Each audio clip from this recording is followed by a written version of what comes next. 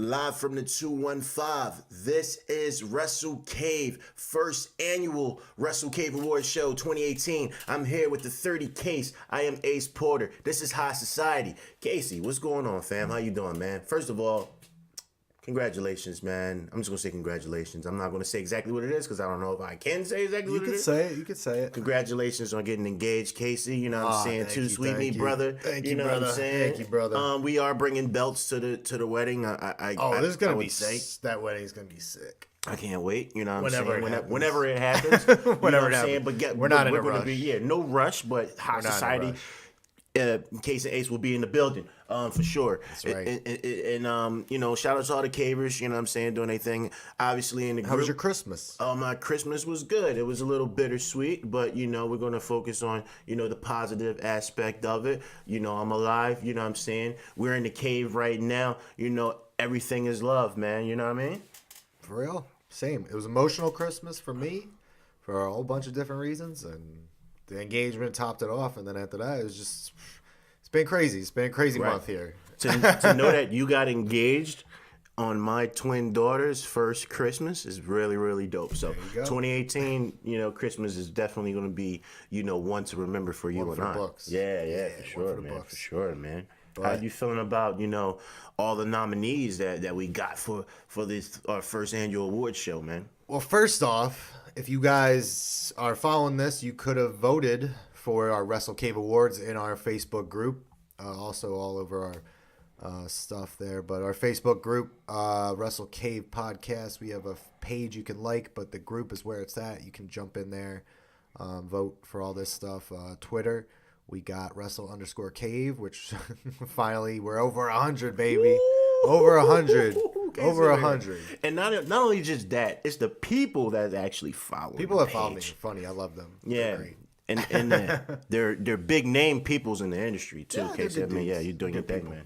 And then we got over on the Instagram side, we got Wrestle Cave, and then where else? Every single positively everywhere you can find a podcast, we're probably there. Yeah. YouTube, heavy on the distribution. Spotify, yeah, Apple, iTunes, yeah, man, Castbox, all that stuff. Shout out to our Spotify viewership. You know what I'm saying? It's the numbers are getting better. You know what I'm saying? More listeners are tuning in on Spotify.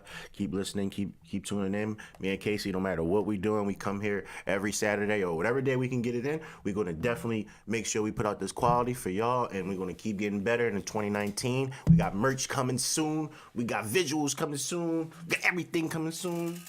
Yeah, pretty much. But let me just ask one thing. As a Christmas present to me and Ace, if you want to just hit like on wherever you're listening to this on, or hit a rating, whatever they do on wherever you're listening to a comment, it'll help us out, and it'll help us what comment something you want to see or what you don't like, whatever. It'll just help us. And yeah, man, we appreciate we take all constructive criticism. You know what I'm saying? We're just not we don't like yes men. You know what I'm saying? We really have passion for this. And it's been a great year for us, Case. We came a long way in this year, man. You know what I'm saying? Just to think that, this year has been big year, been going real fast. It's been a fast year. I mean, I've been to, how many shows have we gone to between me, you, Pat, Mike? You were at All In, Mania. Where else were you at this year? You've been to a lot. Yeah, man. Takeover, SummerSlam. You were shout out to Adrian. Thank you for the opportunity.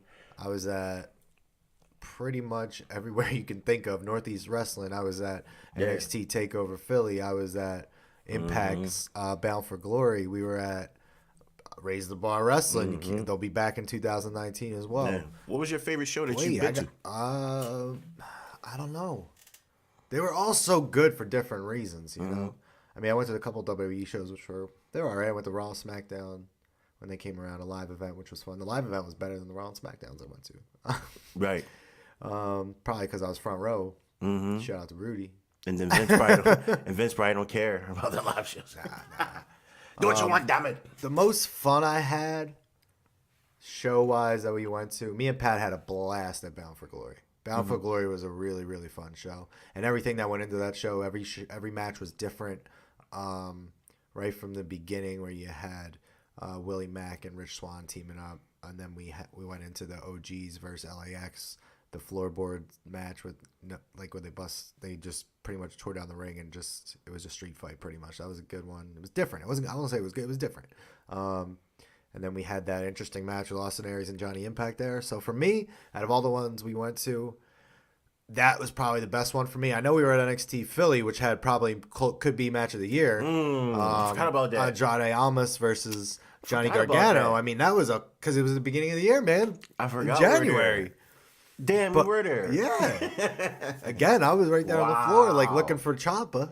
Wow. Like that was at the beginning of the year. That was great too. I mean, but I had a lot of fun at Bound for Glory with Pat.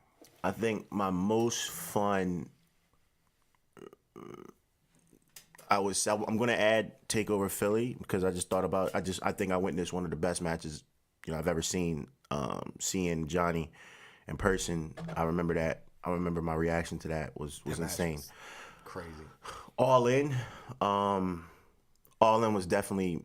I had the most fun at All In. When Cody came out, and then and then Nick came out. And just everything that they did when they built that up, and then the crowd we were like snapping before they even did anything.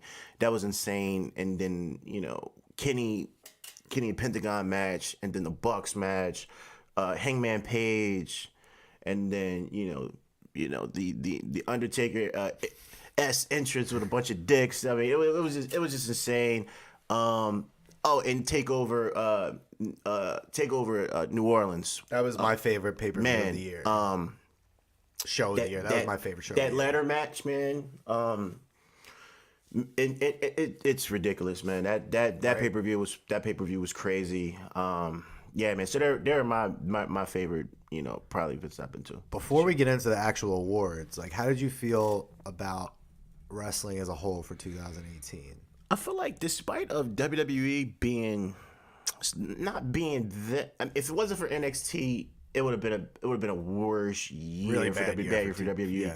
But I feel like we're in a golden era right now. I feel like it's so much wrestling. And that's not to say, hold on, it's not to say WWE didn't have a lot of good spots, because there was a lot of good matches in there, which we'll get into when we break this down. They had a lot of good spots. It's just overall as a whole, I think Raw held them back. SmackDown was good, consistently good throughout the year. I think Raw was the main problem. Yeah, Raw was definitely the main problem. I think it really goes to show, like, it really hurts your show by not having your champion show up at all. I was just about to say that. It really does. Like, people have been talking about him. People are like, oh, well, that's how, he's a big draw when he's there. Yeah, when he's there, but that's once every couple months. All right, the other months, what am I watching for? Yeah, because nobody's getting built up for that championship. Yeah, because that I don't see. It's too much talent. They have so much talent, and they don't have enough to go after. They don't have enough to go after, and then they get lost in the sauce. And then the writing is not that good to keep it, entertaining while they try to figure out what to do. Like NXT,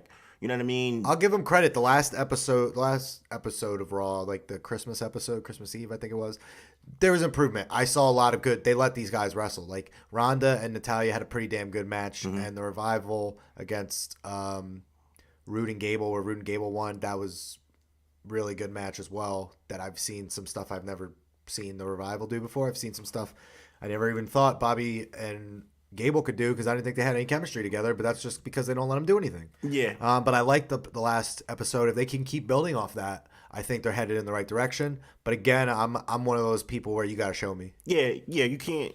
One good Raw here or there is not gonna. It's not gonna change my perception on it. I just think that, like you said, you look at these other promotions like, New Japan, the belts are fucking prestigious, you know what I'm saying? Even down to, the U.S. title, you know what I mean? The way they position, the way they write, if you look at NXT, the belts are prestigious. And if they don't have anything to do, like, an injury with Black and he goes out, and they write this story to where they build him up. And it involved about how many people? Like 6-7 people. Yeah, exactly. Everybody, I do feel like with War Raiders going down, I hope that they do work on like building up the tag teams a little bit more, because there's no real threats to the Undisputed Era, with especially with with War Raiders out. Yeah, well, with War Raiders out, especially with the Mighty now, Mighty not being gone a thing anymore, because one of them is it Nick Miller, right? Yeah, I think want to go home. So Thorne's still there, I think. Yeah. And then you got Heavy Machinery going up soon. Street Profits are they're good, but they're spending more time in Evolve than they are on NXT TV nowadays. Yeah. So, but that might be a good thing for them. Yeah, it's now definitely a good thing. Yeah, because they're getting more exposure better. outside of just WWE wrestling, people that Yeah. weren't trained under that umbrella. So, Yeah. that's good for them. Hopefully, they come back over to NXT TV and really show huge improvement because they got some stuff like some charisma, especially Montez Ford. You know, I love him. Yeah. I think he's gonna break out. You put him and his wife together and let them do their single thing. I think it'll be awesome. Yeah.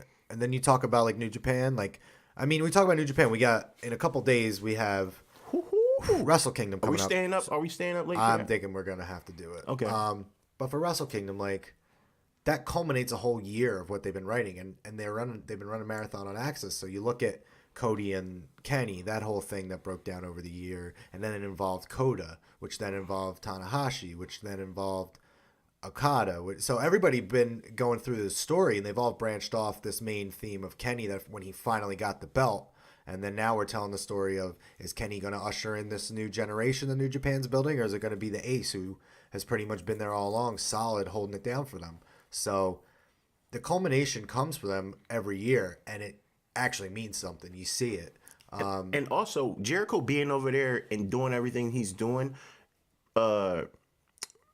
elevating his character and just changing it and switching it and, you know, constantly reinventing himself and being away from WWE, is like, it kind of shows you that, well, damn, you know, when he was here, he was doing the list and he was doing funny shit, whatever, but, you know, he wasn't going to be in the title picture anywhere, so he went there and became, you know, a 10-time and having fun and doing the shit with, you know, with All In, and, you know, it doesn't seem his cruises. He's doing another cruise, which I want to look into because I missed the first one, but he doesn't show any signs that he's coming back to WWE, you know, anytime soon. So that it kind of like maybe a Rumble appearance. That's all I see. Yeah, it's just kind of it kind of shows. It's kind of like, well, damn, like it is opportunity out here. You don't have to. And then when you got, you know, possibly a new wrestling promotion coming out, it's an alternative. We'll see, but it's an alternative to the WWE style.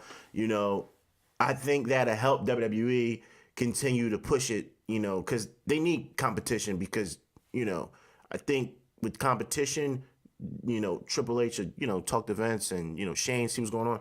There's so many people wording this shit, and the viewership is down. Now, half of the viewership is down because of the simple fact is we're in a day and age where YouTube, we don't necessarily have to watch TV automatically. You know what I'm saying? So I don't think ratings mean that much, but when you have Fox saying, you know, we want you to have a 3.3 rating, a 3.3 million rating, you know what I'm saying? When you get over here, you know, I don't know how they're going to hit that. Maybe they'll hit it because of Fox being a major network.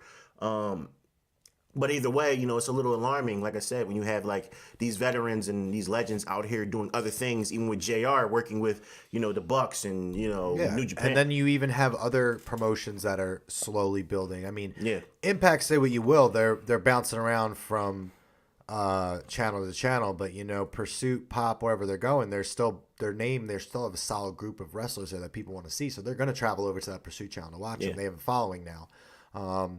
Then you look at MLW. They've been building something there too as well. I mean, I've talked about it all the time. They just had a phenomenal match this past week, a nice angle with Low Key and Conan to build up, again, that feud. And then with Tom Lawler coming in, which I hope Tom Lawler takes the belt off him when they come to Philly. But, I mean, you look at all these other promotions, PWG. And they're more edgier. And that's the reason why they're leaving Pop, because they wanted to be a little bit more edgier. You know what I'm saying? And, which is good. That's what Don Callis said. They're going to be sexier, edgier, which they have a lot there that they can work with to do that. And they've already shown they can do that. They just have to keep it up. And I feel like with WWE doing 5 WrestleMania events a year, you know, getting those big 200, 300 million contracts, like, you know, you can afford to not have some of those sponsors and make your product a little bit more edgier and make it a little bit more, you know, more wrestling based instead of so much entertainment wise. You know what I'm saying? I think if they look at it from that aspect, and I see that they're hiring writers, but like the requirements to be a writer list is so fucking long.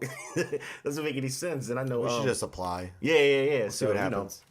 Yeah, right. Absolutely. But I mean, we had a lot happen in 2018. There was a lot of people that came up, a lot of people that went down, a lot of people that got injured, a lot of people let go, people bouncing all over the place. I mean, we saw Pac, Neville leave. Ooh. He was gone forever. Now he's back in Dragon Gate. He's gonna go somewhere else. Yeah, he's a champion. We saw Jeff Cobb, his name has risen because of World Tag League, G1. What else has he done? He's now Ring of Honor TV champion. He's had a great year. Velveteen Dream. I mean, holy shit, his year. Tessa Blanchard, the Usos, the New Day, the Bar. They've had great years. Becky, Charlotte. I mean, Ronda. Come on. Nobody's had bigger years than them in WWE, really. Yeah.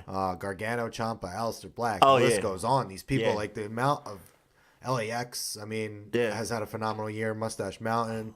Yeah. Undisputed Era. I mean, I could go on and on and on and on. Undisputed Era, Suzuki, Kenny Suzuki. Omega, the Bucks. I mean, the Elite, Marty, Hangman. I mean, they've all been killing. 2018 was a hell of a year, bro. The whole Elite. I didn't even mention Sammy Callahan and Eddie Edwards. Like that whole angle with the baseball bat. The whole Elite, the number one sellers on fucking, pro wrestling tees. Yeah, but you know who was number one T-shirt? Who was? Was the Villain. Oh, yeah, Marty. Yeah, Villain Marty. Enterprises. I got number that two, shit, too.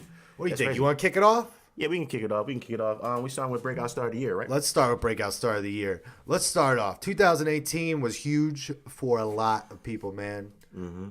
Here are the nominees, first of all. All right. Tessa Blanchard, Yes. who had a phenomenal year. I mean, she really rose up out of nowhere. Not out of nowhere, because she did take part in the Mae Young Classic, I believe. And then she went on, didn't sign, which everyone thought she was going to. And then she went to Impact, really made a name for herself. She's a women's champion. She's beat people to retain that title, like the likes of Taya Valkyrie. Let me see, who else? Fabi Apache. I already said Taya Valkyrie. Sue Young. I mean, just to name a few. So she's gone through a lot of people. Yeah. So she's definitely on this list. Another person you could put on this list that we have on our list for Breakout Star of the Year, Matt Riddle. The bro. Listen, this guy right here, man. They built a fucking YouTube show around Matt Riddle, the Arrival. Did you get a chance to check it out yet? I still haven't. Okay. I'm sorry. I mean, basically, it tells the story from going to UFC to basically trying out for WWE the first time and not getting it, to going to the Indies and then getting the call and actually going to WWE. And then you fast forward, I believe he took a EC3 spot in the 10-man tag that I hope that they leak at the MSG. That picture with Matt Riddle, Aleister Black, Pete Dunne, Ricochet, fucking who else is Undisputed Era Ciampa. Undisputed Era Ciampa. I'm trying to think who else was on their team. Ricochet. It was so many. Pete Dunne, yeah. It was so many people. That picture was so fucking amazing. And to him to debut, there, and then he's actually in a feud. And even before he came to NXT this year, he was killing it. Oh, killing it, yeah. I met him at Progress. Can't say nice things about that dude. I mean, the match I saw, it was him. I think it was Eddie Dennis. No, Eddie Dennis took on Walter that night, but it was like him, Brody King, and a couple other guys. It was a four-way. It was a great match. He's also had a really awesome match at PWG against not Walter. He has faced Walter, but against Keith Lee. Yeah, Keith Lee. Which could be up there for match of the year as well. But to be honest with you, Matt Riddle, nobody deserves it more than him. That's why he's in this category. Yeah, I mean, I would definitely hold his Matt. He's like what, 20, early 20s. He's not. I don't think he's 30 yet. I would call Matt a prodigy. Would you call Matt a prodigy if he doesn't get this particular award here? I mean, of course, Matt's a prodigy. There's a couple different people out there. I feel like he's my prodigy. Matt's of the year. 32 years old. 32, still young. He's my prodigy of the year. Just for the simple fact is, a lot of people debut. Punishment is there. Keith Lee is there. A lot of people are debuting. This guy, they're building a show on this dude around him on YouTube. He's right in the main event with Ricochet, everybody, all the names, Velveteen Dream, all the big names in NXT. He jumps right in that match and does his thing at MSG, and he squashes Ono. But at the same time, it's an actual build, it's actual feud. A lot of times people debut and they get a one-off, and that's about it. With Cassius, but I guess in this case, Cassius wanted to actually probably do a feud and really, really work with him. So I'm interested to see their match next week. So it's gonna be fucked up. Another couple other nominees in this. We have Switchblade Jay White, who debuted as Switchblade. Everybody was wondering who the heck was going to be Switchblade. Some people thought it was going to be Sami Callihan. Some people thought it was going to be somebody else. But in the end, it was Switchblade Jay White. He's gone on to be the United States champion. He's gone on to now be the leader of the Bullet Club, taking over. And basically, the Elite split ways. Jay White's taken over. And Bullet Club saying they're here to stay. It don't matter if they left. They love this guy. Yeah. Just watching New Japan, Kenny Omega, the best in the world, the best bout machine. He wanted them to be in the group. He gave him a Bullet Club T-shirt. He turned on Kenny. Then he went over there to Chaos. He turned on Okada. Arguably after the greatest reign of all time. And then he took his manager. And then he went to fucking the BC OGs. I didn't and see now that he's the leader. when he took Gato. And Jado. I didn't. I was like, okay. That's what I'm saying. All right, I'm in. He's doing. That's when I was like, whatever I'm in. Fuck, he wants to do over there. Like Yep.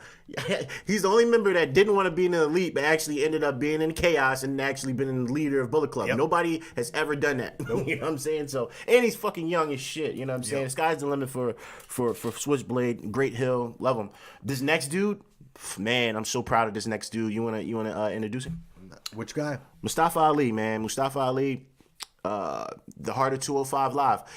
I know you've been watching 205 Live more faithfully than me. So Since I the know, beginning, man. So I know this is probably like, wow. I know for me, all his matches he had with Cedric, even before then at the 205 Live or the Cruiserweight Classic, he wasn't even supposed to be in there. Nah. He was a shoo-in. Some of his best matches, like his best match, isn't even on a pay-per-view. If you go watch Mustafa Ali versus Buddy Murphy, the DQ match they had on 205 Live, that for me, 205 Live match of the year, hands down. Spanish fly off of the announce table, insane. Spanish fly over like the steel steps. Yep. You know what I'm saying? Crazy. He can Spanish fly over anything he wants to go from not. That's supposed why to earlier be in the year I put out that question of who does the best one. Oh yeah, no, he's up there. He reminds me of Seth, but he just moves at he's just moving a little bit better. He's high flying. He's like Seth he reminds me of Seth when he was in Ring of Honor. You know what I'm saying? Yeah. He looks like him. To go into not supposed to be in the Cruiserweight tournament, to just be in a shoo-in, to actually pinning, the new Daniel Bryan, the new WWE champion, is fucking insane. It's very inspiring. Who we got next, Kay? Next for this Breakout Star of the Year nominee, we got Bandito. Bandito's been all over the world. CMLL, AAA. I saw him win the tag team championships for Progress with Flamita against Chris Brooks and AR Fox out in Chicago. He main evented at All In with Rey Mysterio and Phoenix taking on Coda and the Young Bucks.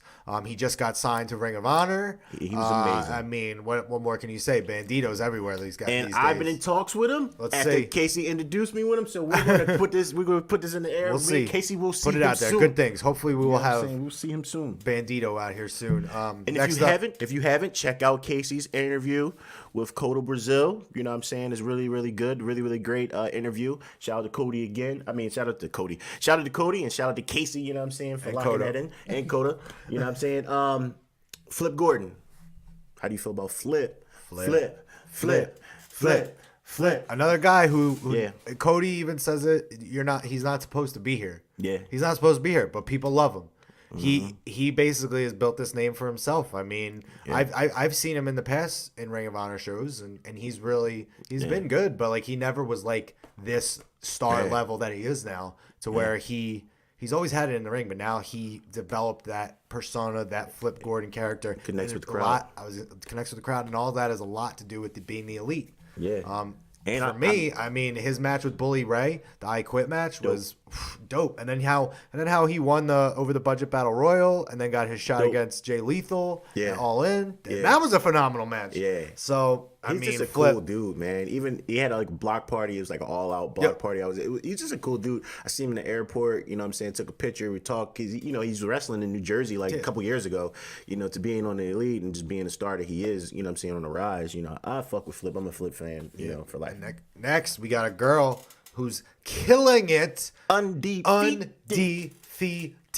Bianca Belair for Breakout Star of the Year. This girl hasn't lost a match. She just won the #1 contenders match to take on Shayna Baszler for her NXT Women's Championship. I see huge things coming for this girl, man. And very good. I mean, she for me has to be the next Women's Champion. Yeah. And she's got everything. She's got the look. She's got the in-ring talent. She can talk on the mic, and she can back it up. So as far as I'm concerned, undefeated.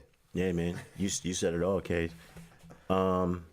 This next guy was my pick, but this next guy was my pick, Jeff Cobb. Great. Like we already talked about earlier, Jeff Cobb has been literally doing it from New Japan, PWG, now on Ring of Honor. Him and Michael Elgin made a hell of a tag team in World Tag League. They came up short though. I mean, he's now as the World TV Champion or the Ring of Honor TV Champion. Him and Hangman Page just put on what could be up there in Match of the Year outside of like WWE or New Japan. He has come a long way. I mean, I knew him before Jeff Cobb. I knew him as the Monster Matanza Cueto on Lucha Underground, where I had no idea who he was, and I was just like, this guy can move, whoever this guy is, picking people up, slamming them, flipping, doing everything, doing moonsaults. And for a big, stocky guy like that, it's something that I was not used to seeing, and it was something that I loved. So that's why, for me, I feel like he is already, he's going to be a huge star, and there's no saying I think he can't take ROH to the next level. If you're Samoan in this business and you actually know how to wrestle, I mean, you're pretty much good for the most Is part. he Samoan? Yeah. Positive? Yeah. He was like Hawaiian. Yeah. Mm-hmm. It's not the same thing. I think he is Samoan. I'm looking it up because I don't believe you. Let's see. Let's see. I bet you he's Hawaiian. He's from Honolulu, Hawaii. So I think you're making this up. He's one half of the Chosen Bros, too. I forgot to tell you that. And he won Bola, obviously. Whatever. It says he's from Honolulu, Hawaii, so I don't believe you that he's... Listen. He's from Guam. His nationality is Guam. No, Is that Samoan? No. I don't know. You look Samoan. We're dumb. We are dumb. But Drum roll, please. your winner for the 2018, it was a landslide victory, man. Woo! The Velveteen Dream. Hit it. Lights. Listen, this guy, he's a throwback to, not breaking that kayfabe. You know what I'm saying? To staying in character. If you watch his interviews, he's always in character. The match he had with Black, that really put him on the map. When the whole "Say My Name" thing to going on to facing, arguably, if not definitely one of the best matches of NXT against Tommaso Ciampa. Man. His match at the beginning of the year in Philly against Ono, where they had like the fight feel, like the Rocky type thing going on, where he jumped off the top of the pole, like the steel ring pole, and did his thing. Then he was in the North American Championship match. Off the top of the ladder. Him and Ricochet. Him and Ricochet was amazing when he came out with that. Anything you can do, I can do better. That whole feud. Yeah, man. Dream over, Hollywood Dream, like we said. I mean, it's great, man. It's fucking great. There's no telling where this guy can't go. Like, he's got balls on him, putting "Call Me Up Vince" on his tights. He comes out, he's fresh, comes out with different attire pretty much every time he's out there. His promos are different. His look is different. His personality is just everything about him. He is the Velveteen Dream outside of just what you see on TV. He does it on Instagram, on Facebook, Twitter, everything. So this guy ran away with it. Everybody loves him. I mean, you can see it. He literally ran away with this category. And for us, he's taken home the first category today. He's taken out Breakout Star of the Year. Congratulations to the Velveteen Dream. Very, very well deserved on that one, man. The next one, you want to go with Feud of the Year? Yes, sir. Feud of the Year. We'll start out with one. We'll go Impact first for a couple of these. Austin Aries and Johnny Impact. This one went on for the better part of the later end of the year.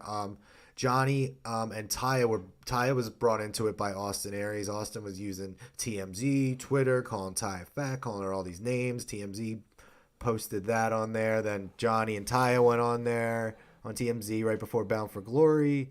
Austin was using Moose and Killer Cross to his advantage throughout this whole thing. And it culminated in what was a great match at Bound for Glory. And it left us leaving at the end with Austin flipping off management and everything. It left us leaving wanting more and also wondering what the hell was going on. Yeah. But that feud was something special that really got Impact a buzz in 2018.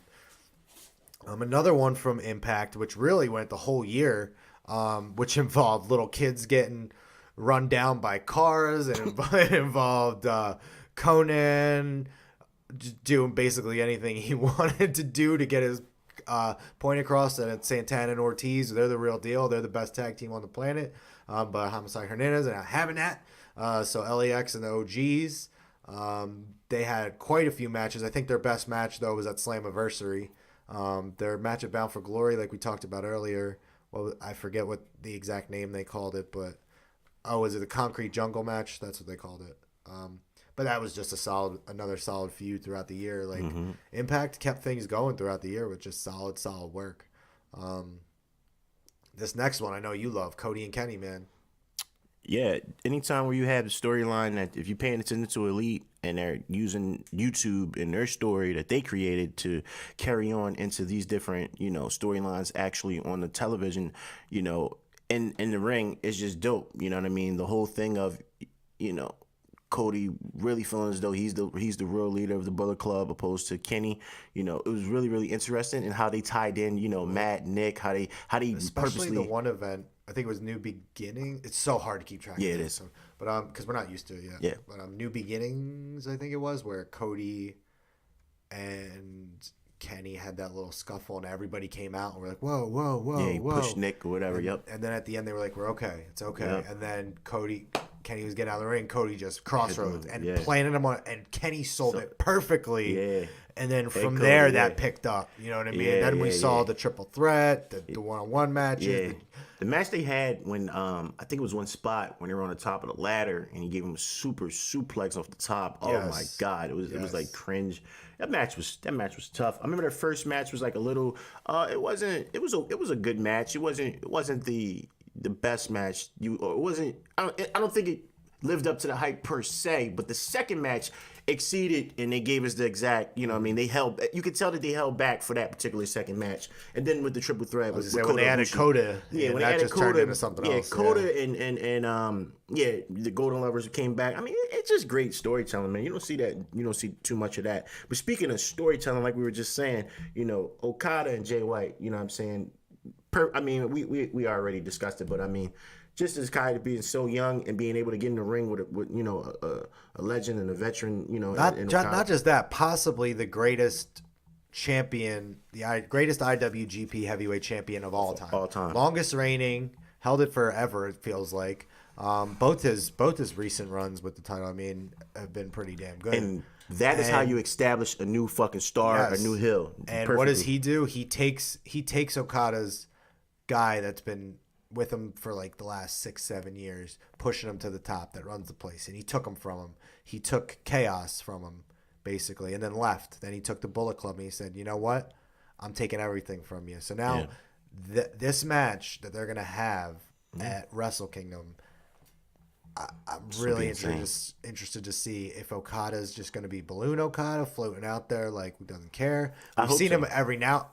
I don't hope so. I want him to go right at Jay White and give him his shit, because Okada, since losing that title, hasn't had the greatest year since losing that title. He needs to be like, yo, I'm back. I'm the greatest IWGP heavyweight champion. I'm going to prove to you it makes sense. and everybody else in the world why I deserve to get back there. I'm going to start with you for taking my guy, Gato, from Do you think that Jay should go over? I don't know. Jay's been having a lot of ups lately, so I feel like Okada's going to take this one. I feel like Okada's got to take this one. Get his revenge finally on Jay. Because Jay's looked really good for the better part of this last 4 months or so. Mm-hmm. He got that U.S. title pretty quick. He's been posted in that scene, had some pretty big wins, so I'm going Okada on that one. Okay. Next up, Becky the Man Lynch versus Charlotte. I mean, You can even throw Ronda in there now. yeah. all three of them. Man, listen. One storyline carrying between both brands, Raw and SmackDown. Carrying Raw. And they're not even on Raw. And they're not even on Raw. You know what I'm saying? Man, I just wish what would have happened if Becky was because Becky was in that slot that to fuck her up, have a great match and just beat her ass, at the end of the shit. Becky would have went even further. Oh my God, you know what I'm saying? But it was cool to see Charlotte getting her back and get back to the hill. You know what I mean? I don't know what's going on. I think SmackDown is infectious with hills right now. You even got AJ Styles attacking Vince McMahon. All these hill turns is going on SmackDown. It's fucking awesome. I can't remember any time. It's not even that much. It's just competition, man. Yeah. That's what you want. You want them all to want to outdo each other, get to the top, and it's competition. It's healthy. I love it. Yeah. The next one, Sami Callihan versus Eddie Edwards. That one started. I mean, Sami Callihan and Eddie Edwards just went at it, and then after that baseball spot, and you see from there it's continued. Eddie Edwards is pretty much character-wise downward spiral into going crazy. He was locked up. He's been going against Moose. Now he went to see Raven when he was in the mental institution. Eddie's all over the place, and it started from this. I mean, and it was the spot with that baseball bat where everyone was like, "Oh, Sami Callihan's dangerous. Sami's this. Sami's that." Sami's gone on to take it from there, catapulted himself as one of the greatest heels in wrestling. Eddie's gone and taken it and turned it into a great character that he's gone with because he was a little stale for a while. I won't lie about it. Yeah. And I think he's done an awesome job with it. Eddie's a really good worker too, really good in-ring and character worker. So I like this new character that he's got. Awesome. The feud was great though. The other one you got next SmackDown's basically tag team division, the Usos versus the New Day versus the Bar. And as I know people got tired of seeing it all the time, but for the better part of that year, those three teams delivered every single time they were in the ring. Yeah. Whether it was a rap battle, whether it was a bar fight, whether it was a Thanksgiving, whatever, pancake eating contest, whatever they were doing, they always delivered in the ring, on the mic, backstage. The three of these guys are professionals. The three of these guys are stars, and the three of these guys are the three of the best tag teams there are in the entire world. Absolutely. Bullet Club Civil War. For me, it had so much potential. So much potential. The only problem with it and why it didn't win this, and I feel like a lot of the people that voted on this agreed because it didn't win, is because the end, it just kind of fizzled out. Yeah. I mean, the Elite was just like, oh, we're not in the Bullet Club anymore. Yeah. I felt like they could have done a lot better. They could have done something with that. That could have culminated somewhere in pushing over whoever's staying behind, staying in Bullet Club, whoever's leaving. You could have done something better. Yeah. And just, hey, we're not here anymore. We're not in Bullet Club anymore. I did like everything with, them teasing who was going to take over, and then Switchblade coming over to that side. Then you saw the fallout just between them, with Tama basically calling everybody out. It was cool. And then they brought in Bone Soldier. They took, like we talked about, Gato and Jado, and then Robbie Eagles now they have. So they're building back up. I just felt like it could have culminated in a better way. Yeah, and they had plenty of time to do this. I remember, Tamba, he had matches with Kenny. You know what I'm saying? They've been some really good ones too. Like it's been brewing. But I guess with the contracts and everything coming up, and the new management and New Japan, I guess it kind of fizzled, like you said, fizzled out. But drum roll, please. Why am I making noises with my mouth? That's not a drum. The winner for Feud of the Year, they had three fantastic, maybe four at this point, fantastic matches. Maybe five. Ciampa versus Gargano. Yeah. NXT TakeOver New Orleans, NXT TakeOver Chicago, NXT TakeOver, the one before War Games, whatever that other one was. They've had classic matchups. The street fight, the last man standing match, the unsanctioned match, the brutality. It started off at the beginning of the year with Ciampa coming back after Gargano's loss to Almas. And then it's still going on now all the way in December.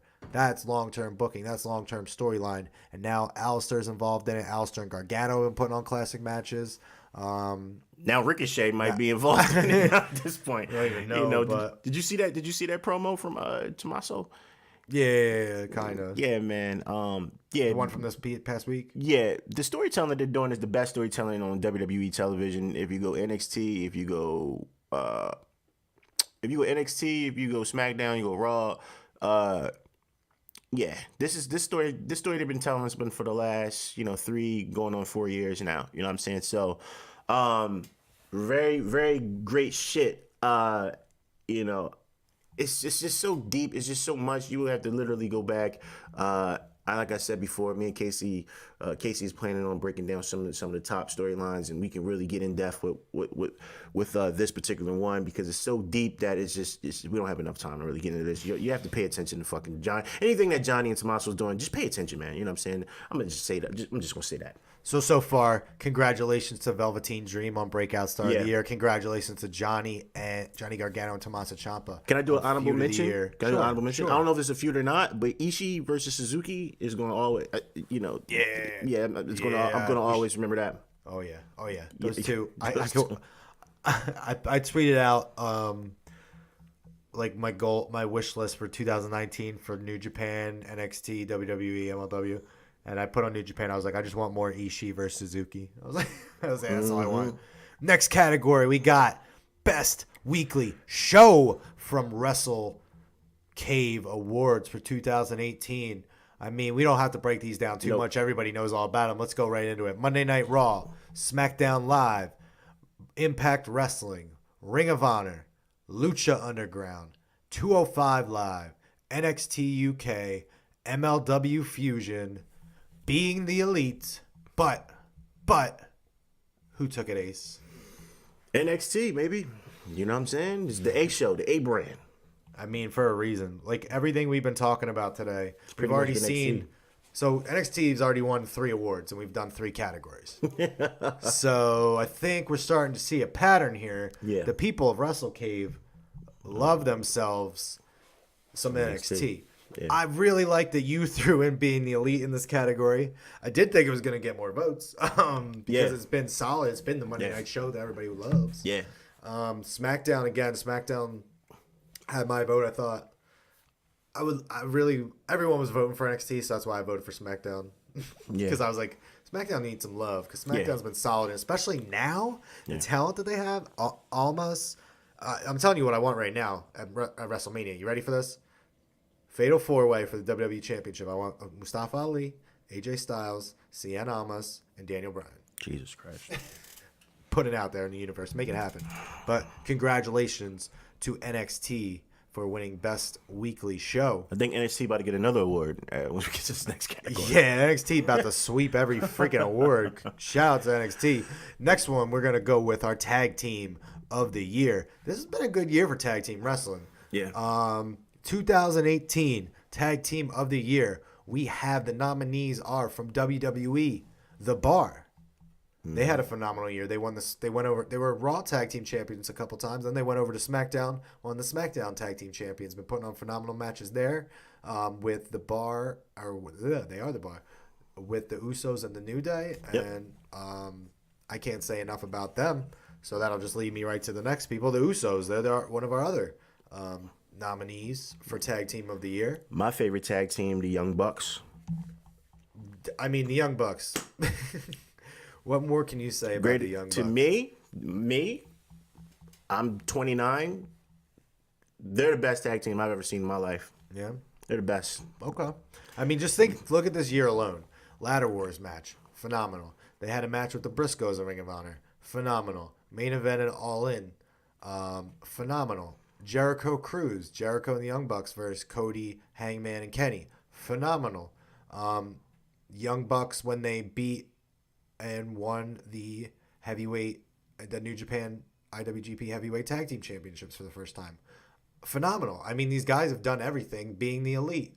Number said one goodbye sellers. to Ring of Honor. I mean, number one sellers on Pro Wrestling Tees. What more can you say? Selling out in fucking 29 minutes. Running their own show. Their own show.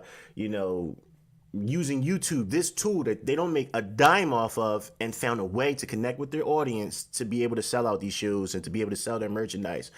They're trailblazers. They're changing the world, as they proclaim to say. Another tag team, since we're talking about the elite, that's not on here, I have to talk about the Golden Lovers, because the Golden Lovers are one of the best tag teams in the world right now. They're great single stars, but the work that they're doing as far as their tag matches, as we said, you told me to watch their tag match, and that could be a match of the year candidate with the Ace and Will Ospreay versus the Golden Lovers. Fucking amazing. 56 Golden Lovers versus the minutes. Young Bucks. Golden Lovers versus the Young Bucks. Even though I feel as though the Young Bucks should have went over, but I understand. You know what I'm saying? It was a great way to bring the Young Bucks up to the heavyweight division. Then we got the Briscoes. I know you love the Briscoes. I do, man. The Briscoes have been holding down Ring of Honor. They're Yeah. 10-time finally. They just won for the 10th time Ring of Honor tag team title match tag team titles at the Ladder Wars. That was a phenomenal match. And then, like I said, them against the Bucks. They had another match earlier in the year. I think that was at Best in the World, I believe. They just been killing it, dude. Yeah. Another tag team. When they're together, they're killing it. I believe they are the current MLW tag team champions, Pentagon Jr. and Phoenix.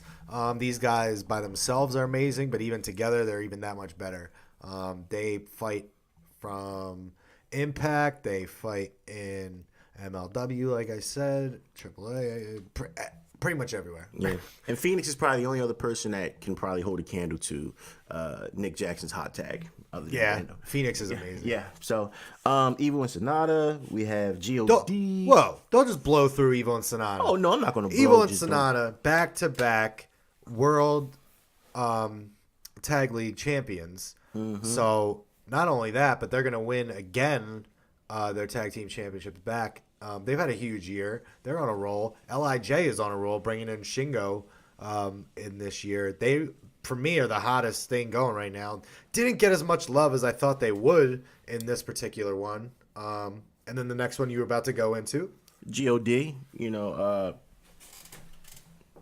GOATs, legends in, young legends in, New Japan, you know what I mean? I can't say enough about these guys, you know what I mean? They just started, they're part of Bullet Club. They're bringing Bullet Club back to its, Tama's been roots. there. Tom has been there since the beginning. Since the beginning of time, OG. You know what I'm saying? And they're cemented. And I don't think they're, a lot of people were teasing that they were going to come to WWE. I don't think so. I think they're going to keep doing what they're doing over there. Throwing a black party. Yeah, so, which we will be there. I want to go there. Can we say, I want to look at you We're right there. now. We're going. I want to go there. We're going. I want to go to that. LAX, that's your squad. Please, Case. All right, dude. Santana and Ortiz are everywhere. They've been everywhere in 2018. Not only in Impact killing it, but I know they've been wrestling with Progress too. I believe it was against CCK. And no, it was Chris Brooks and Jonathan Gresham they took on for the tag team championships. And people were saying that was the best tag team match they've ever seen. Like people that were there, people that weren't there, everybody was tweeting out that was one of the greatest matches. LAX has just been killing it. I'm really upset that they were not going to go. They're not now going to go to Evolve and challenge against Street Profits. But to be honest with you, man, there's no tag team really that has held a candle to LAX this year. As far as Impact goes, they've been the best. Outside of Impact, there's been a couple, like we've said on this list, that can hold a candle to them, and that's why they are not the winners. Number one, drum roll please, the winners. Shock the system. The Undisputed Era. Your tag team of the year, and I guess that would have to be Roderick Strong and Kyle O'Reilly since they've been holding it down the majority of the year. But you can always throw Bobby Fish in there too. Again, they twice this year, right? Now they got him again, the belts. Yeah. This is the most talked about faction, the most talked about tag team. They run NXT. They run NXT, and I hope in 2019 they have all the gold, baby. But right now, we have a clean sweep for NXT so far. Right now, let's go back to the leaderboard. We have Tag Team of the Year, Undisputed Era, Best Weekly Show, NXT, Feud of the Year, Ciampa Gargano, and Breakout Star, Velveteen Dream. Yeah. So, I can promise you, this next one. I'm surprised by this next one. I was too. Because the one I voted for came in second, but I thought it was going to win. Let's go right now. Pay-per-view of the year. Or just, I guess, pay-per-view / event of the year. I'll start from the bottom. WWE SummerSlam. I thought that in a year where WWE really didn't have a lot to offer this year, they came and brought it okay with WWE SummerSlam. It was Brock versus Roman, which that's definitely not why I'm going to tell you that it was one of my favorites, but you had a few matches on the card that people really enjoyed. Let me get to them here. You had... Sorry.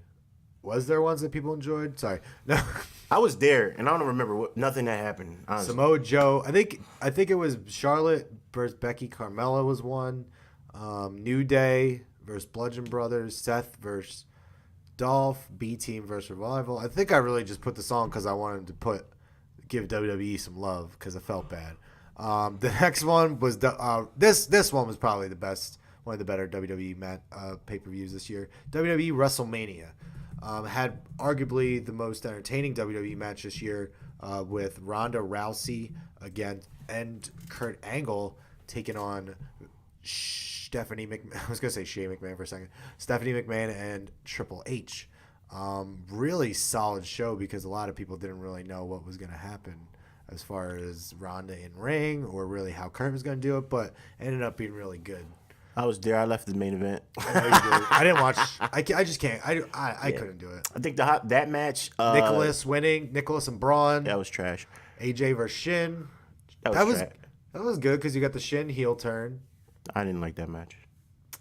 Daniel Bryan, Shane. Didn't like that match. You didn't like it. Undertaker, John Cena was a waste of everybody's time. Bludgeon Brothers, Usos. Fuck no. The only thing I can remember is Seth, Miz. Charlotte, Asuka.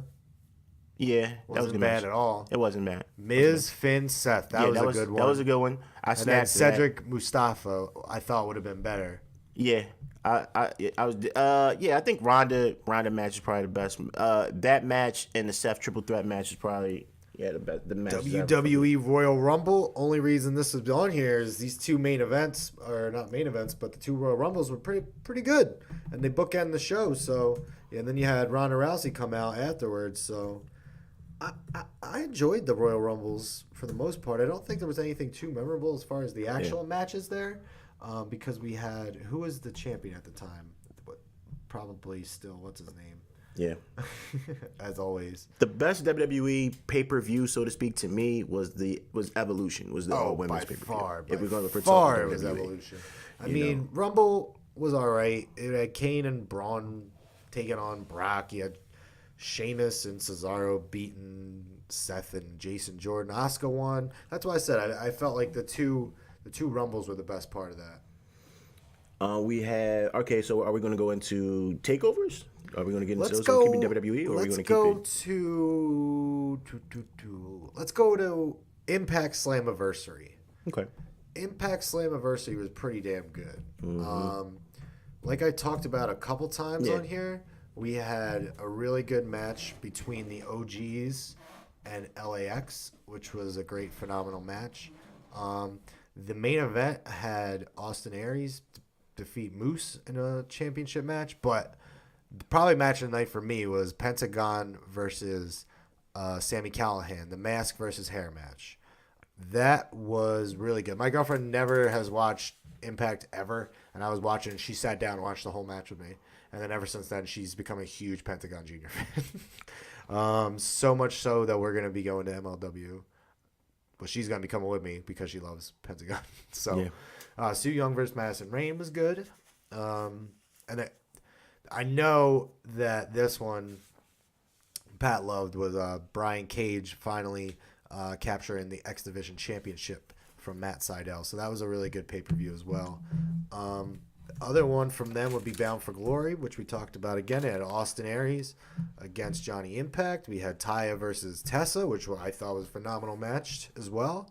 OVE versus Brian Cage, Phoenix, and Pentagon, another great match. LAX versus the OGs in the Concrete Jungle. Eddie Edwards and Tommy Dreamer had a match against Moose and Killer Cross. And yeah, I mean, that was a solid one from them too. What did you think about the New Japans? I thought the Minion was going to get more votes. I was kind of surprised because they had some great matches on that particular card. Obviously, Wrestle Kingdom was great. Wrestle Kingdom was great because it had the match that everybody was talking about for damn near a year was Jericho versus Omega. Yeah. So that was why everybody was talking about that one because it lived up to the hype too, which is what you want when you're trying to find out. But Dominion, I mean, it had the 2 out of 3 falls match with Okada versus Omega. Then you had Naito versus Jericho. You had Ospreay versus Takahashi.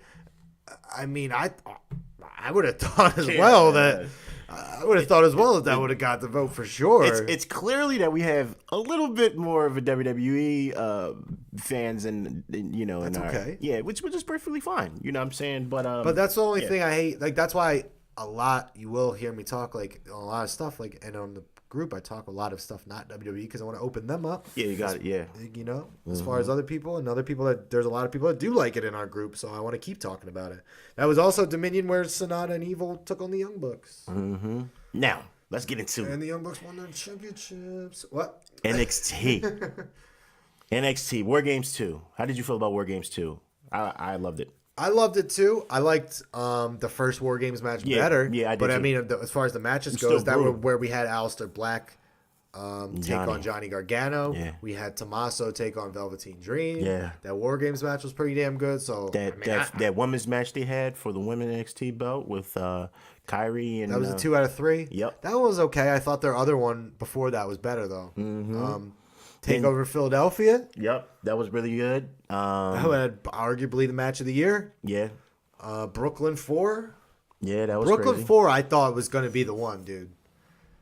That really got a lot of votes because that was, I think, the first one that I was talking about with Kyrie. Let me check. I think that was the first one with Kyrie and Shayna, right? I can't even remember, man. There's so many fucking pay-per-views and matches. I know. Top of my I'm going head. to get it, but that was...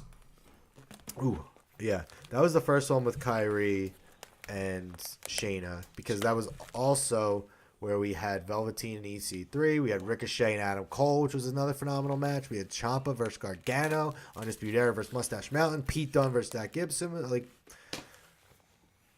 come on. I thought that was going to win it too. There was a lot.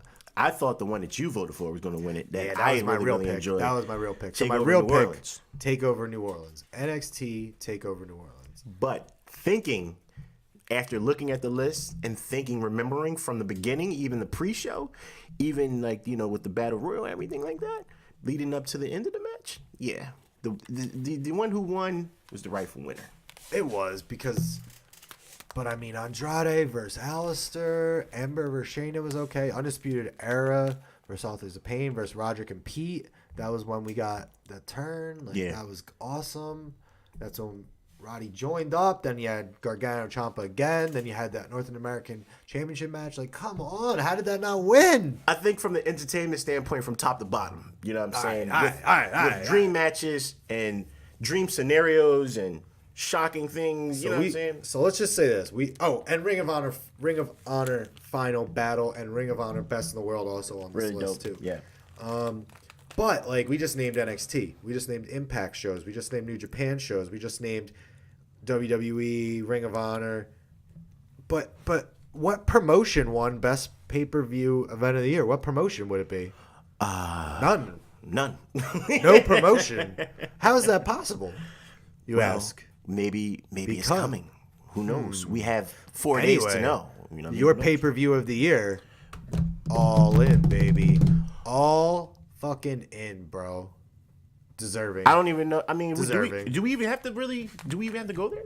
I think they know. All I'm gonna go there and say is I'm fucking jealous I couldn't be there. I really wanted to go, but you held it down for us. Oh yeah. I watched it. Don't worry, I watched the whole fucking thing. I wasn't gonna miss that though. Yeah. If they announce the second one coming up, hopefully, maybe I will definitely make sure I'm there. Oh, we're there. We're there for sure. But like you said, from top to bottom, from the Battle Royal, women's match. They had the Joey Janela Hangman Page match. They tried to kill each other. That whole thing, and then Joey Ryan coming out. Okada and Marty Scurll was phenomenal. Phenomenal. Even the main event that got cut short was still great. Pentagon. Yes. Jericho coming out. Yep. I knew he was going to come out. I called that. That was great. He came out dressed out like Pentagon. What the fuck? Who would ever thought? from top to bottom. Yeah. Great show. Yeah, and your main event gets cut short, and y'all just running through it, and still kill it. fucking kill it. Like it was effortless. Yeah, insane. The whole weekend was like, even the whole weekend, they just did it like summer WrestleMania-esque, like with the star cast, everything they had going on, the block parties, everything, the energy out there in Chicago. We had a lot of new members out there in Chicago. The love and energy was very, very well. Yeah, man. So yeah, I agree.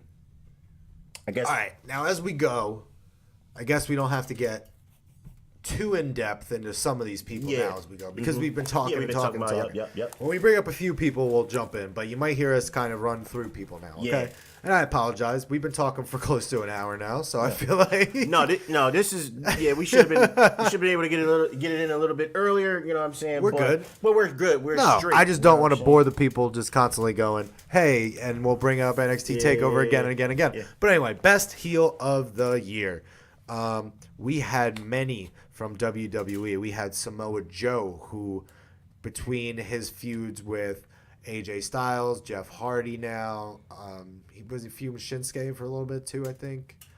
Yeah. I mean, he's pretty much turned it into a little bit of a dark heel with some of the way the roads he's taking going to AJ's house. We've had I'm a little disappointed, but I mean, he's good heel work. Yeah, heel work. Yeah. Drew McIntyre, another great guy now that he's split from Dolph, doing good heel work up there on the main roster. Yeah. I think he's going to take over. Yeah. Baron Corbin, I know that was your guy. It's your guy, man. You've been You've been defending Baron for a while. You want to put your stamp on him now? I mean, all right. Look, so the reason why I said he deserves a mention is because regardless if you go away, heel heat, dislike, heel heat.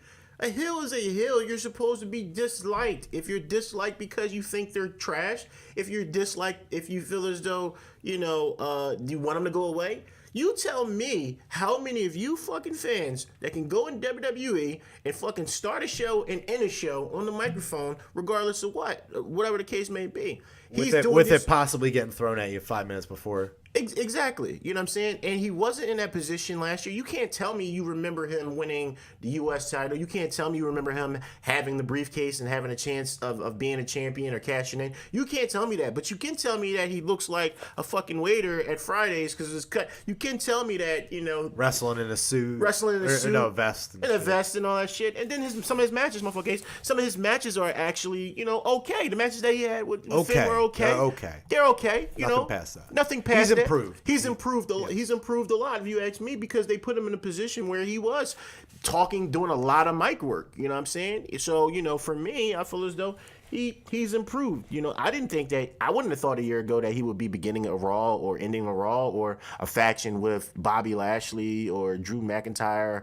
Dolph Ziggler. I wouldn't have thought. You know what I mean? But I'm not saying he's the greatest shit since sliced bread. I'm saying the guy's name is worth at least a mention. You know what I'm saying? Just play fair. Fair is fair. And this is coming from a guy that really doesn't even like Raw, that barely watches Raw, that watches highlights. I haven't sat and watched 3-hour Raws in I don't know how long. But I'm going to give credit when credit is due. So, I'm definitely going to say that he deserves a mention to be in this category. Yes, and our final mention from the WWE main roster, Alexa Bliss. She's been holding it down. I mean, she's constantly, whether it's been with Bayley, Sasha, Ronda, Nia, you name it, she's there. She's being that little annoying heel, poking, giving her little snide comments, making fun of she's Nia's weight. So, Well, future Hall of Famer, 5-time champion between first. Both, yeah. First woman to be, yep. So, I mean, say what you want about her. You might not like her in-ring work or whatever, but, WWE, I don't know if they don't really give a fuck too much about in-ring. That's the reason why WWE is not the. Maybe, not. They might now. Well, Raw. Well, they might now. No, we'll see. I'm done talking like that till we see. But they're more we can agree they're more character driven. Absolutely. If you don't have character, look, i.e. Shinsuke Nakamura. If you don't have character, i.e. Bobby Lashley, they make these subtle adjustments. But you're not going to get over. She got over because of her character work, not because of her in-ring work, and that's just how WWE is. Yep. Next up, we're gonna go to the land of the rising sun. Minoru Suzuki over there in New Japan. I love Suzuki, man. He's just beating up young lions and throwing chops and headbutts and everything and not giving a fuck. Suzuki versus the Young Lions. That's my feud of the year. I forgot to put that in there. Damn it. Damn it, I forgot to put that in there. Kids, that's why we a team, buddy. I forgot to throw them in for feud of the year. Yeah, it's too late now. It would have had my vote. Yeah. Then you got over there, you got Cody, who was playing great heel. Oh, man. On and off all year, Great no matter work. where he was at. Great work, Cody. Great fucking work, Cody. Also over there, who had a better year as a heel? Jay White and Chris Jericho, both of those guys. We already talked about Jay White taking over Bullet Club and stealing Gato, but Jericho, man. Jericho also demolishing Young Lions, beating up Red Shoes. He's throwing chairs at everybody. He's basically attacking anyone he can, really. Attacking Evil, attacking Naito, attacking Kenny, like everybody. He's doing whatever the hell he wants at this point, and I'm loving it. Ba-da-ba-ba-ba. You see me over here with Silver. You know what I'm saying? I see you. Another from the New Japan ranks that we'll throw in there, Tama Tonga. You watch that dude on heel. He goes mad heel. He's a heel in real life, yeah. Real life on Twitter, wherever, man. That guy is just killing it. But I'm over here holding my belt like our winner here. You know what I mean? He calls his belt Goldie. Wait. Before you get there, Shayna Baszler is also in there, too. Oh, yeah. From Shayna, the NXT ranks. But our winner. He calls his belt Goldie. I call my belt Silver. Another win for the NXT ranks. The heel of the year will be Tommaso Ciampa. When is a guy came out to no music and it's fuck you, Ciampa, you suck, boo. Man, when he came out at NOLA, shit. No music. I wish he still had no music. I love his music though. His music is great. But yeah, it's grown on me. Yeah. Sorry, I'm typing something. Go on to the next one. Nah, you good. Tommaso Ciampa, I mean, you know, like I said, he's very manipulative. He's going to be one of the best, go down in history as far as NXT champions. I think his wins, he beat Alistair, he beat Johnny, he beat Velveteen. You know, I guess he's going to continue, you know, holding it until, you know, this thing with Johnny is at it. And we probably have Hill DIY coming soon. I mean, that's on my wish list, man. Yeah, I mean, you know, what can I say about this guy? He's definitely an entertainer. You know, to come from getting crushed by The Undertaker, you know what I mean, with no beard, with hair. It's funny what, you know, a beard and a baldy can do for a character. You know what I'm saying? So, but yeah, man, Tommaso Ciampa, he won hands down. Who do we have next? Let me see. The best faction of the year. I mean, all right, I'm back. Sorry, I was in my own world there, typing stuff up. Best faction. I mean, there's not a whole lot of them out there anymore, but my honorable mentions, I only threw them in there. We got Mad from AAA, which Jeff Jarrett is in. The Kingdom and Ring of Honor, which been doing pretty good, 6-man tag team champions this year. And Taven's been doing his thing, even though I'm not a huge fan. He's been doing his thing. Promociones Dorado over in MLW with Low Key and all them. Mm-hmm. They've been doing their thing. The Shield. Believe in the Shield. Then you got Chaos, which for some reason I put on there twice. One capitalized, one lowercase. And no one voted for either one. And then you got... I thought was going to be, who I thought, this was my vote, who has had a huge year, was LIJ. I thought Naito with his feud with Jericho has been huge. Evil's been in there. They won, Evil and Sonata won World Tag League. I hope are going to get those championships back at Wrestle Kingdom. They brought in Shingo. Hiromu got hurt, unfortunately, but they still had a great year. Bullet Club / Firing Squad. I mean, from the beginning of the year to the end, they look dramatically different as far as who's in it. But they've always been talked about, even up till now, with Jay White now taking over. So throughout the whole year, people have been talking about him. I thought that the Elite was going to have a little bit more votes. I thought the Elite was going to take this one, but... Once again, I guess because, you know, the way they move as a team, you know, they give you that NWO Phil, the promos, you know what I'm saying? The Undisputed Era are the winners. So what is that? 5-6 for NXT so far? NXT is dominating the award show. So we got out of 7 so far. 6 out of 7 are all NXT. Velveteen Dream. We got Feud of the Year, Tag Team of the Year, Heel, Faction. Damn. Jeez. Next up, I am very, very excited about this. I met this dude. I'm not going to say his name yet. I'm just going to say I met him. No one was really paying him any attention in Philly. You know what I'm saying? And to see what he's done this year, it's amazing. But let's get into the nominees for the most improved. We have number 1. You want me to start it off? Go ahead. All right, number 1, we got Fabian Eichner. Fabian's always had it in the ring, even from when he showed up in NXT and was just having little matches when no one really knew who he was. Yeah. But now he has changed his entire look. He's now wearing like leather pants, a leather vest when he comes out. He is the Evolve, or was the Evolve champion. I'm sorry, putting on phenomenal matches when he went over there. He's been doing good stuff in the UK when he goes over there, NXT UK. On a regular NXT, he's always put on phenomenal matches, but I think he's brought it all together, and I think in 2019 we're really going to see this guy take off. Fabian Eichner is number 1 for me. Number 2, also in this category for most improved, not big fans of them, but I will give them credit where credit's due. Heavy Machinery. They've improved so much so that they are getting the call up to the main roster. Yeah. Whether it's Raw or SmackDown, we'll see. I agree 100% with that, what you just said. What? I'm not big fans of them, but they definitely deserve to be mentioned, and they're definitely getting called up. So, yeah. Another one on this list that we just talked about, you just talked about, your guy, Baron Corbin. Wait. That's your guy. That's your guy. We're not going to do that. That's your guy, Baron. You love Baron. I'm not going to do that. We got another person on this list who had a phenomenal 2018, Buddy Murphy. He was able to capitalize on a great, phenomenal showing in the ring, and the fans loved it, so much so that he put on an outstanding match and capitalized to win the Cruiserweight Championship at Super Showdown in his home country of Australia. All that happens when you cut a little bit of weight, when you're at the right place at the right time. I still think he's over 205. And, yeah, he probably is over 205. And shout out to you for your, future wife, Alexa Bliss. Oh, yeah. Yeah, so he might just win. He just might just because.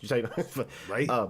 Ronda Rousey, most improved, because when she first touched down and she started pointing at the sign, it was cringeworthy.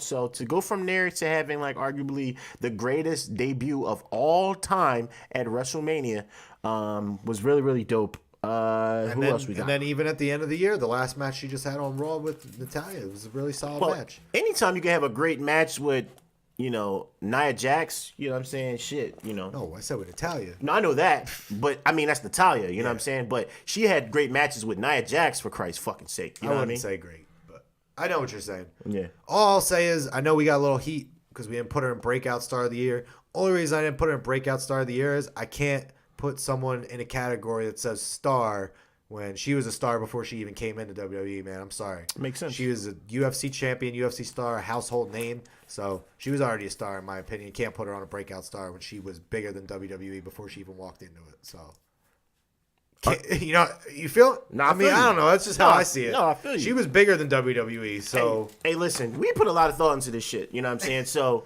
that's a great point. Most people, she was already a superstar. You know what I mean? This is the reason why she was just handed the title. You know what I'm saying? Yeah. Not to say she doesn't deserve it, because she has put in the work and she has the matches and, she's been doing the thing. In my opinion, she's the Rookie of the Year. You know what I'm saying? In my opinion.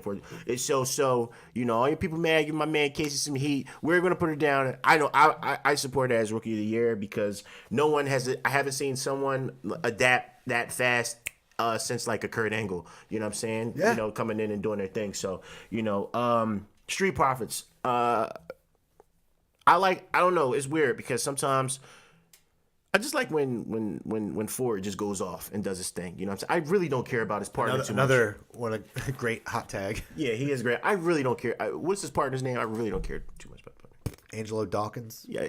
I would never would have. I had to think about it. I would have never would have guessed that. I mean, they're on this list because from the beginning of the year to now, I mean, they're Evolved Tag Team Champions. They've gone over there. They've done some things. They've gotten a little bit better in the ring. I'm still not a fan, but like I said, with Heavy Machinery, I give credit where credit is due, okay? I give credit where credit is due. They have gotten a lot better, and I'm hoping, like I said, that this little run outside the NXT world, and they get to go work with other people outside the promotion, that they'll really show what they learned in 2019. Mm-hmm. My guy, Juice Robinson. He was, what was it?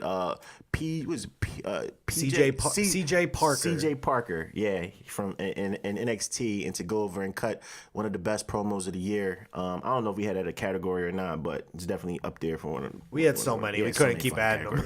Yeah, you can. Yeah, we're in a golden era, people. So there's all types of fucking categories that we can think of. But I mean, Juice, I feel like they took the belt off him too early. I hope he gets the belt back going into Wrestle Kingdom.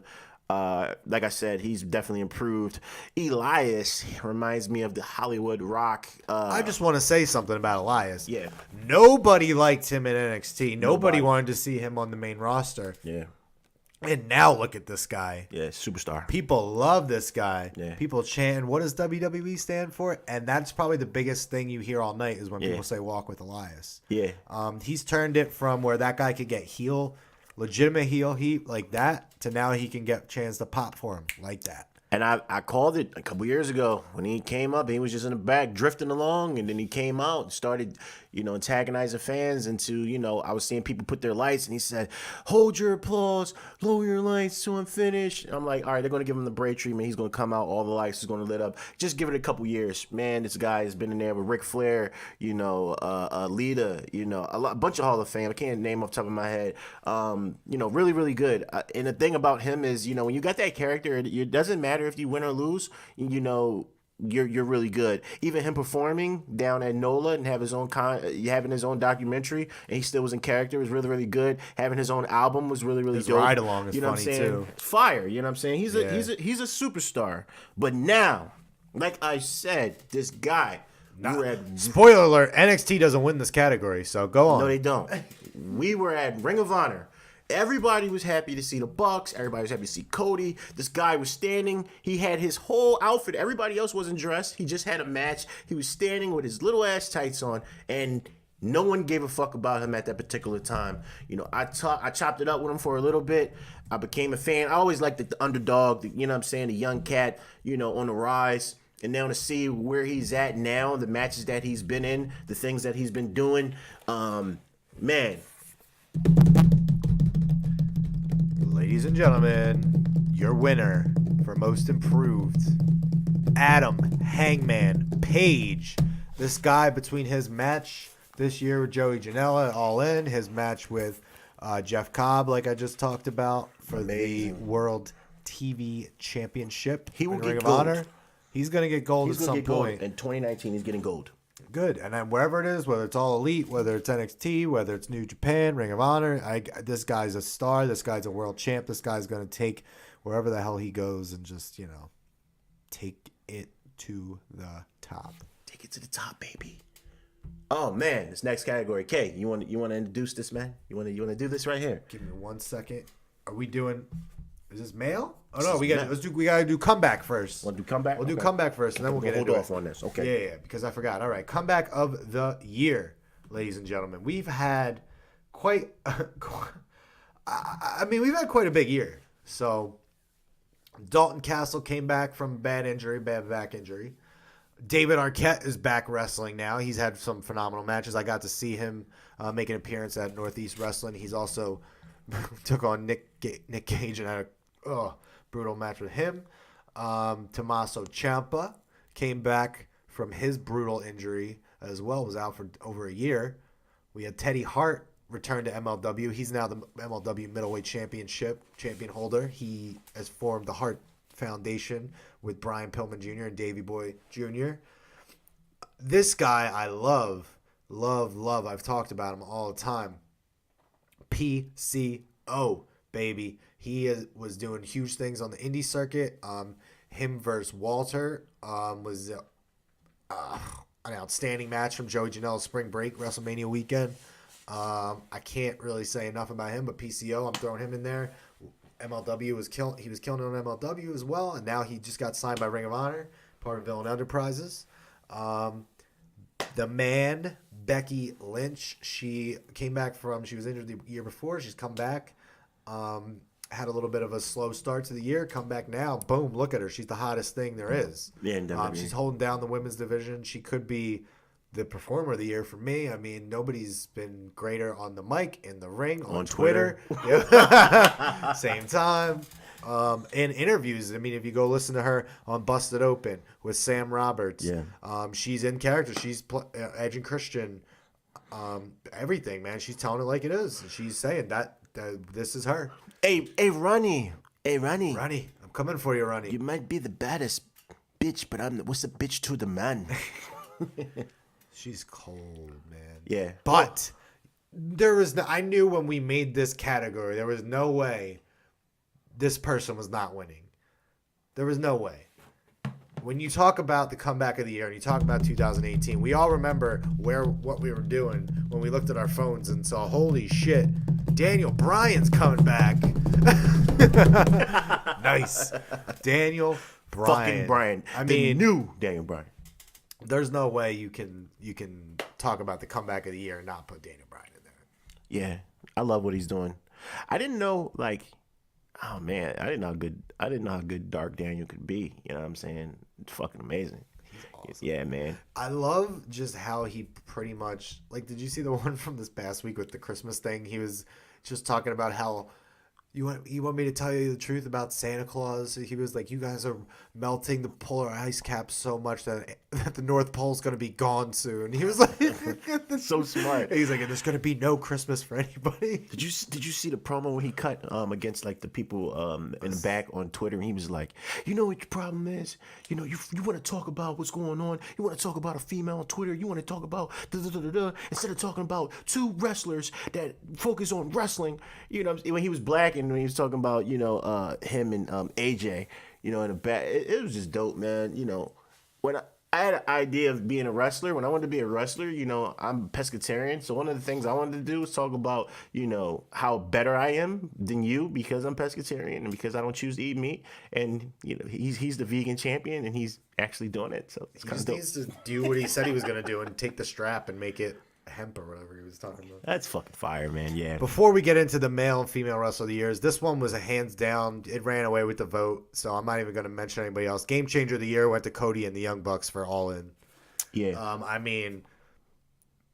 I'll mention the other people. We had Kenny Omega and the Young Bucks again versus the New Day for the video game thing that went down this year. Mm-hmm. Chris Jericho and his Jericho Cruise having Impact work with Ring of Honor and some New Japan talent all together.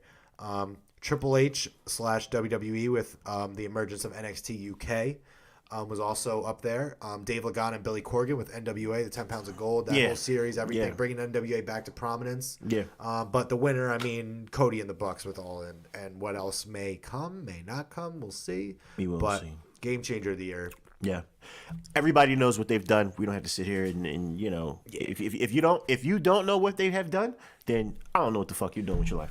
So for you, should we go to the matches first, or would you like to go to female and male superstars of the year? Let's go to the match. Let's go to the matches. Let's bring some context to. Here's what I'll say: we have four categories of matches. We have New Japan Match of the Year, which one ran away with. We have WWE Match of the Year, which one ran away with, and we have NXT Match of the Year, which one ran away with, and then we have Best of the Rest, which again one ran away with. Mm-hmm. So what we're going to do is we're not doing it right now because I want to let these all keep going. I'm going to take the top 3 from each category, maybe the top 2. Mm-hmm. So keep voting on these for the matches of the year. Keep voting for them because I'm going to keep them going. And right after New Year or before, we'll see. I will put them all out there and we'll find out which actually was your favorite best. the Ultimate. We'll save that for the new year. I want to save something for the people, Ace. But we'll get into it first. And are we gonna do something as far as in the actual group for the New Year's, as far as that it's concerned? We're gonna announce in there. I want everybody to keep voting for these four categories. I'll take the top 2 from each category, but then I'm gonna make another poll. Okay, cool. I'm sorry, I didn't say that second part. Yeah, you're right. I'm gonna make another poll, and then I'll put in the 8 finalists. And then we'll see what the actual match of the year is. I like that. Because I was like, you know what? Twist, because everybody. I was gonna rush it. I was gonna rush it, but I just put the matches up late. Yeah. The matches went up late, so you'll wait. We'll have to wait for that. And it's a little twist. We're gonna separate ourselves from everybody else because everybody has the year end in there. The year end shows, but this is the Wrestle Cave 2018. Wrestle Cave Award show. So yes. Casey is going to do that later. So all right. So what are we gonna get into right now, though? We're gonna do NXT best match. Okay. Oh, you're going to highlight the 2. Okay. Well, no, I'll go through all of them, but I mean, we'll still go through all the ones that are here. Okay. I'll just say what's winning right now. Right. So we got Tommaso Ciampa versus Johnny Gargano. We have their Chicago Street Fight on the list. We also have their New Orleans Unsanctioned match on the list, and we have their Last Man Standing match from Brooklyn 4 on the list. Aleister Black also makes quite a few appearances on this list. Him versus Johnny Gargano at War Games, and him versus Johnny Gargano in their cage match on NXT TV. Also, his match with Adam Cole at NXT Philadelphia in the Street Fight. Undisputed Era versus Mustache Mountain in Brooklyn 4. Shayna Baszler versus Kairi Sane at Brooklyn 4. Adam Cole versus Ricochet at Brooklyn 4. Ricochet versus Velveteen Dream, Chicago. Tommaso Ciampa, I said that already. Andrade Cien Almas, which I'm surprised didn't get more votes right now, versus Johnny Gargano, Philadelphia. And then the one right now that's winning, so I'm going to go ahead. It's running away with it. Your winner for NXT Match of the Year, the North American Championship ladder match from TakeOver New Orleans. Yeah, man. Floor seats for that, maybe. Amazing. Yeah. What was your favorite part of that one? I think Ricochet when the ladder tipped and Ricochet out on the outside, as the ladder was tipping, he did a moonsault on everybody, and I have it in slow motion. I've never seen a shit like that. Actually, I think I'm gonna watch that match later tonight. Match was crazy. Well, that's the other reason I'm so comfortable with calling these the matches for these 4 particular categories is because they've each ran away from the other ones. It's not even close. So your match of the year for NXT is the North American Championship ladder match. Again, NXT killing it. It was just a bunch of chaos because you had all types of spots going on. Even Dream hitting the elbow from off the top. You had a ladder spot where Killian Dane had Adam Cole and he sat on Ricochet on the ladder on the outside. Yep. Man, broke the fucking ladder. You had Ricochet do a shooting star press on EC3 on top of a ladder. That was crazy. Lars was in there going fucking insane. I mean, it was just so much going on, man. And it was the first match of the night. Set the shit on fire. So well deserving of match of the year from NXT. WWE match of the year. This kind of ran away with it too. Again, so let's get it. All right, so we had the women's elimination chamber match, which I thought for the first time the women having the elimination chamber, this was a damn good match. The women's Royal Rumble again for them having their first Royal Rumble. Another damn good match. Cedric Alexander versus Buddy Murphy at the Super Showdown. Another really good match. I'm throwing this one in there, even though it's not on here. Buddy Murphy, Mustafa Ali, 205 Live. Told you that. Yeah. Men's Gauntlet match on Raw. I thought this would be a little bit closer. When Seth lasted over an hour with Reigns. He beat Reigns, he beat Cena, then lost to Elias, and then in the end, Braun ended up being victorious, but that match was 2 of the 3 hours on Raw, and it was probably the best match of the year. Yeah, probably best Raw of the year too. Yeah. Ronda Rousey and Kurt Angle versus Triple H and Stephanie McMahon, WrestleMania. Single-handedly one of the greatest debuts of all time. Yes. Daniel Bryan versus AJ Styles in their most recent TLC match. Very good. At TLC. Very good. Again, the men's Royal Rumble, which I thought in recent years was the best Royal Rumble we've seen in quite some time. The 6-pack challenge for the WWE Championship at Fastlane, where AJ Styles won somehow. Another phenomenal match by SmackDown. Hold on. Daniel Bryan versus Brock Lesnar. Wow. Great match. Daniel got a lot of punishment. Then he got his shit off later. Even with the heel turn. Well, for one, I just love how they do that. This is the second year in a row they switched the belts right before that particular time. So to do that, it's a shocker. And then you have a heel turn on top of that. We didn't know what the dynamics was going to be on that particular match. A lot of people thought that he was going to get punished. That's why they put him in the ring with fucking Brock Lesnar. But that was a great match. Obviously, we talked earlier about Seth, Finn, and The Miz for the IC Championship at WrestleMania. That was one of the best matches on WrestleMania. Yep. Becky versus Charlotte versus Asuka, TLC. But it did not win. The winner from Evolution, the last woman standing match between Becky versus Charlotte. Your WWE Match of the Year landslide victory and by the cavers out there. I told you, Charlotte. I told you. You can't Ronnie. fuck with me, Sean. And Ronnie, stop saying my name. I'm coming for your next, Ronnie. And Jax, keep my fucking name out your mouth. Yeah, the man. Becky's, yo, man, I love Becky. I need that shirt. I'm making my own shirt made when she's like having the blood dripping down her nose and her face in the crowd. And she got her hands. I'm the man. It's awesome, man. It's fucking awesome. Casey, I must say, shout out to the Cavers. Yeah, there was some last minute votes, but the votes got in. And it was a landslide, baby. You know what I'm saying? So shit. Who knows, man? Who knows? So WWE has spoken. We got Becky and Charlotte for Match of the Year. The next one, we're going to go over to New Japan. New Japan, Match of the Year. Do you know how hard this was, guys? This was so hard to pick. And I picked, what did I pick? Well, not me, because we looked at, how we basically did all this is we look at all the comments from so many things throughout the year, and even while stuff's going on, like G1, Dominion, all this stuff, and like what the people are talking about. Yeah.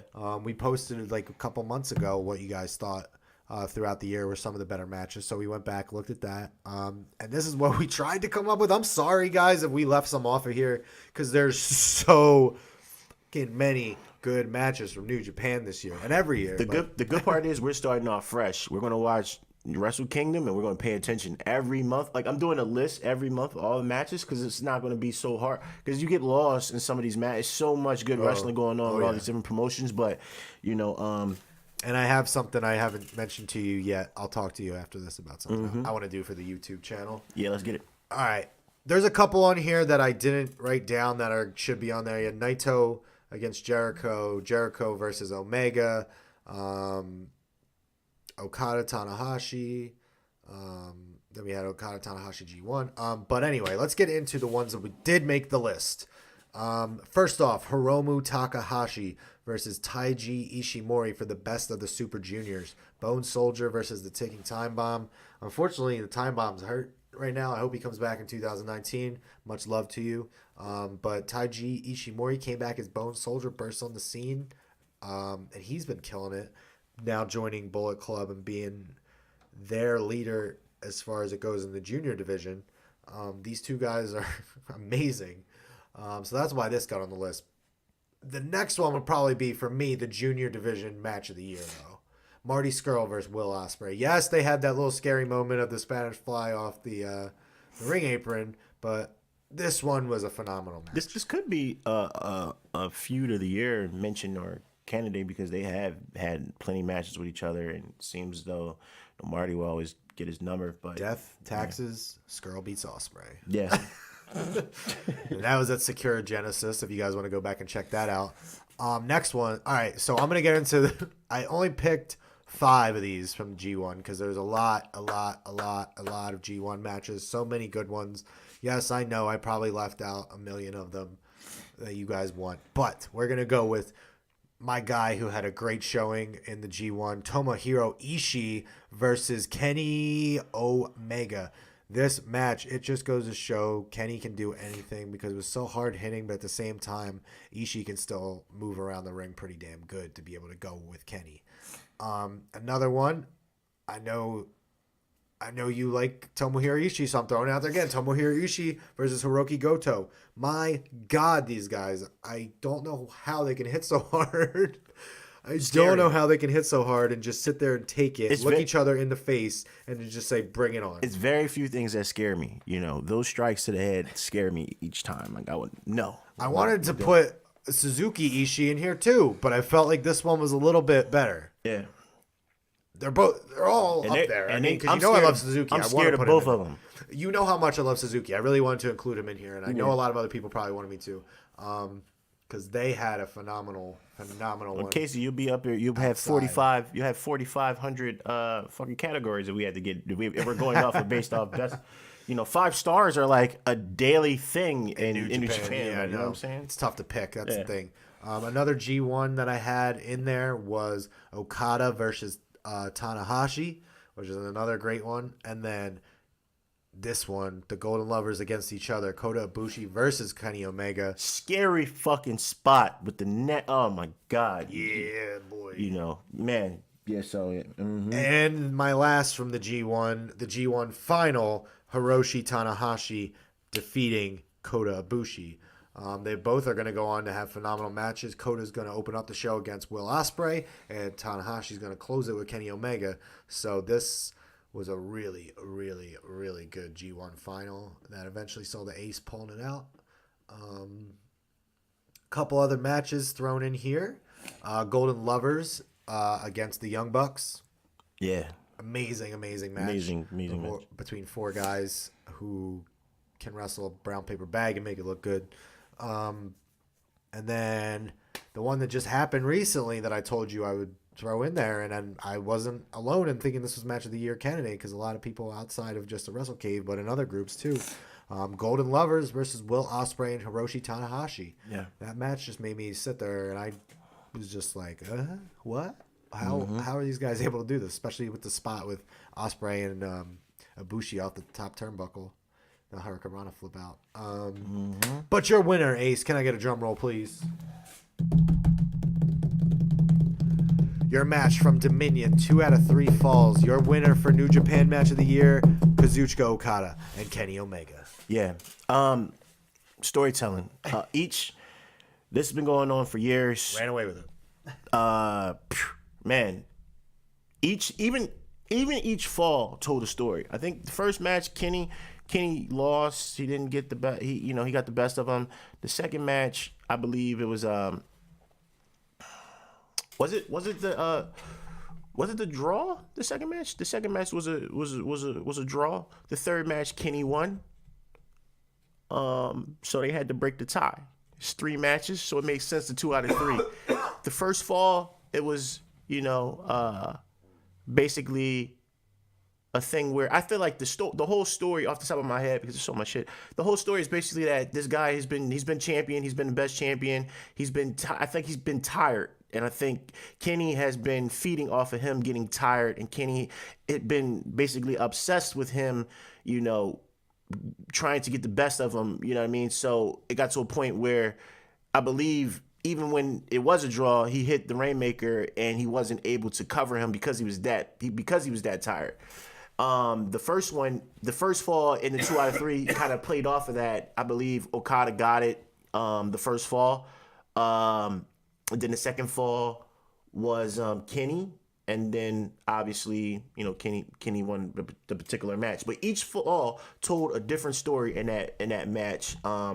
I can't think off the top of what the exact story was for each fall, but if you watch the match, you will actually see that it was a different case of scenario in that. But yeah, definitely one of the best matches I've ever seen in my life.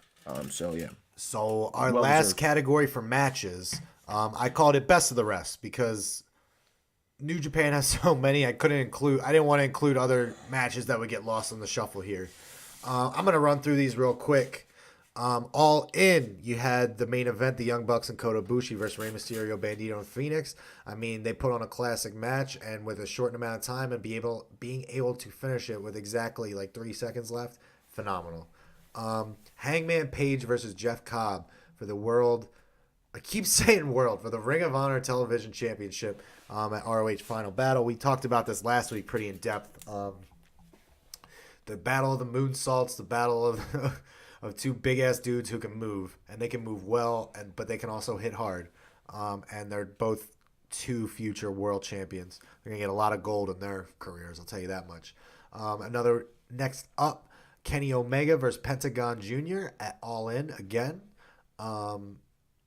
This was after the match when Pentagon was still down. Lights went out. Jericho came in dressed as Pentagon and attacked Kenny Omega from behind, leading to their match. Next, we had PCO versus Walter at Joey Janela's Spring Break 2. This happened around Mania weekend, which everyone was talking about. It got probably I believe everyone was saying it was match of the weekend. Oh, please fill me in on what is Joey Janela's Spring Break 2? What is that? So this is just the show. Joey Janela runs all these shows around big events. I didn't know that. Yeah, he's got Spring Break. He does the summer. He did Lost in New York. He did recently. That's fine. He's done a bunch. Yeah. That's dope. His shows are awesome too. And he's young, right? He's young. Yeah. He's younger than us, I think. And he's booking shows and shit. Yeah, Joey's, I believe, but of course my computer's about to crap out on me. The bad boy. That's dope. See, what day and age where these young cats, on the indie scene are, throwing their own shows? He's our age. That's ridiculous. These cats. It's motivation. It's motivation. these cats out here. Yeah, these cats out here doing big things. My next was the Jericho Cruise match with the Jericho and the Young Bucks versus Cody, Kenny Omega, and Marty Scurll. Another freaking fantastic match. I also wanted to put... What was the other match that was on the cruise that was really good? I can't remember. Whatever. Another match, Brian Cage versus Phoenix, that took place on Impact Television. Impact Redefined. Another solid match. Austin Aries versus Johnny Impact for Bound for Glory. MLW War Games, which is great. I talk about MLW all the time. You got to check that out. They got a match coming up, which I think is going to be one of their best matches. Low Key versus Filthy Tom Lawler coming up in February 2nd here in Philly, baby. Ring of Honor side, we got the Briscoes versus the Young Bucks from ROH Best in the World. Another Ring of Honor match I want to throw in there, SCU versus the Young Bucks and Flip Gordon, which if you haven't seen that from Supercard of Honor was also amazing. Finally, from Slammiversary, LAX taking on the OGs. Got a couple good votes. My vote for Best of the Rest. This is not. No, you don't have to do that yet. This was the winner, but me, Pat, Oscar were in the house for this one. Kenny Omega versus Phoenix. Northeast Wrestling Redemption was an amazing match. If you have a chance to check it out, go online. I gotta see it. You really do. You could just YouTube it. It's on YouTube. When I seen the list, I was like, wait a minute. You didn't even watch it. You got. I didn't see this one. Yeah, you got to get on there. Me and Pat had the pleasure of being there live. Another one, Matt Riddle versus Zack Sabre Jr. and PWG. I got to see that too. Oh, yes, you do. You would love it, especially. Yeah. But you're a winner. Again, running away with it from Slammiversary. The winner is his sneeze, ladies and gentlemen. What are the odds? Your winner from Slammiversary, the hair versus mask match, Pentagon Jr. versus Sami Callihan. Awesome. Again, ran away with it.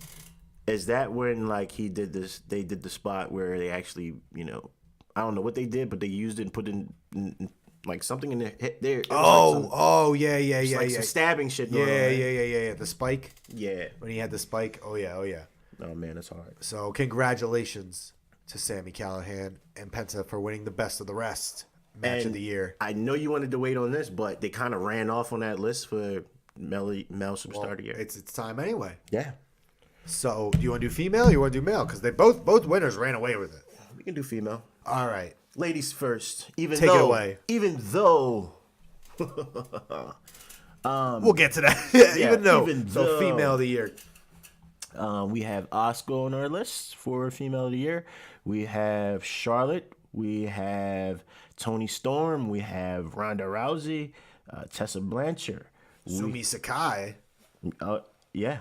How did she? Sumi Sakai. Where is she? Where's she at? The woman of honor, man. I gotta catch up.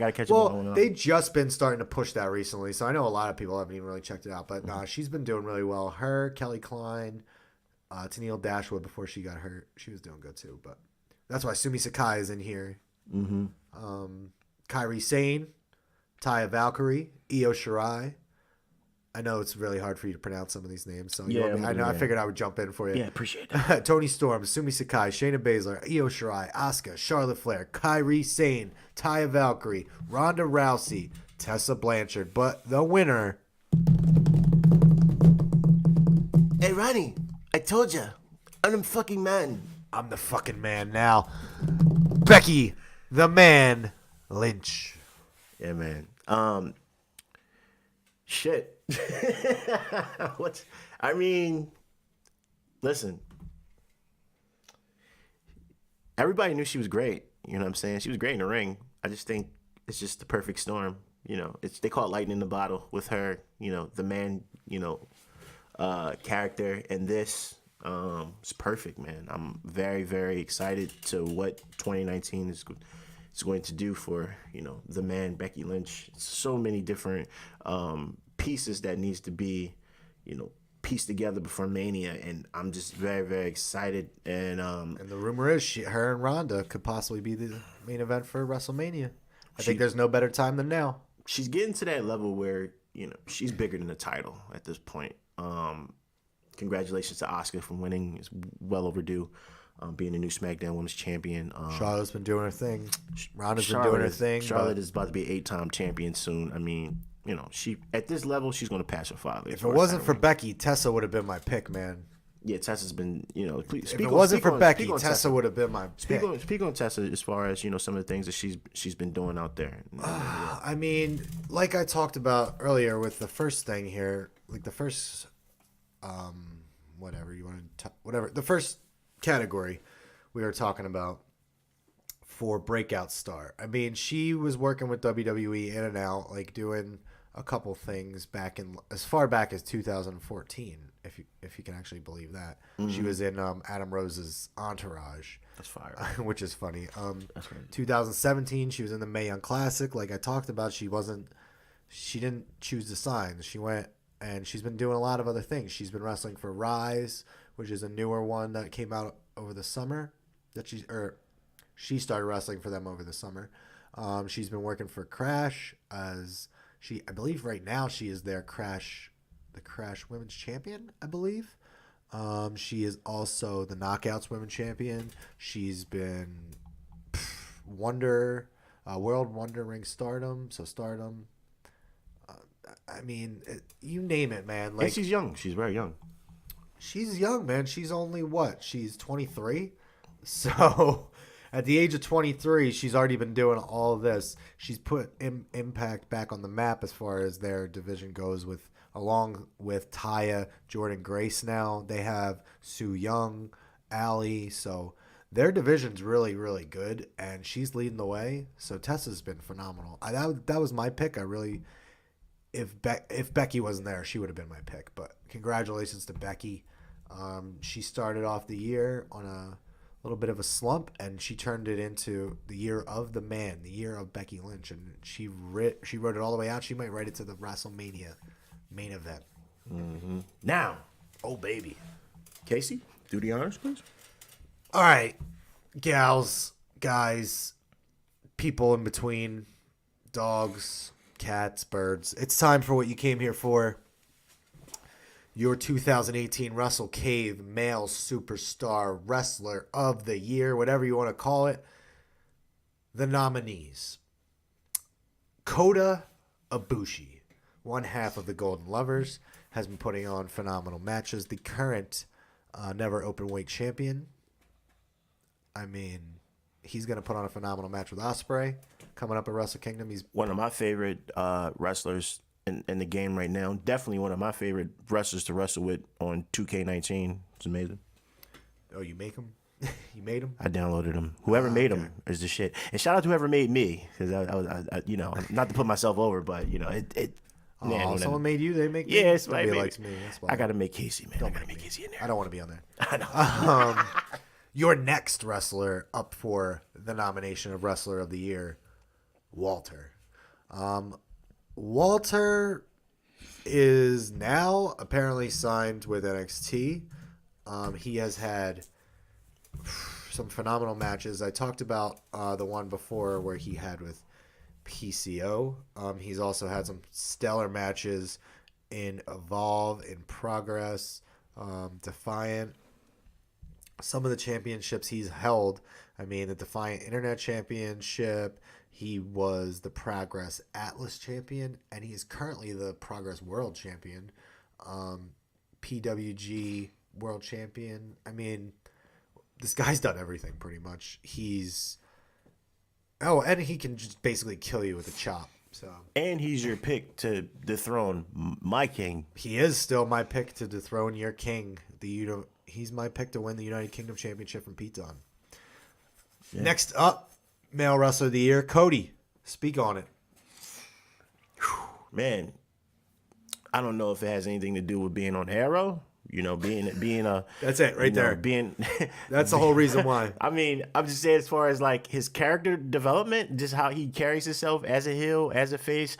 How he, his mind for the business, how he honors and his dad, his lineage, his legacy. How he interacts with his wife. His fucking dogs, for Christ's sake. You know what I'm saying? He gets his dogs over. You know what I mean? Like I said, I never that big fight feel in a WWE or not WWE in a wrestling match.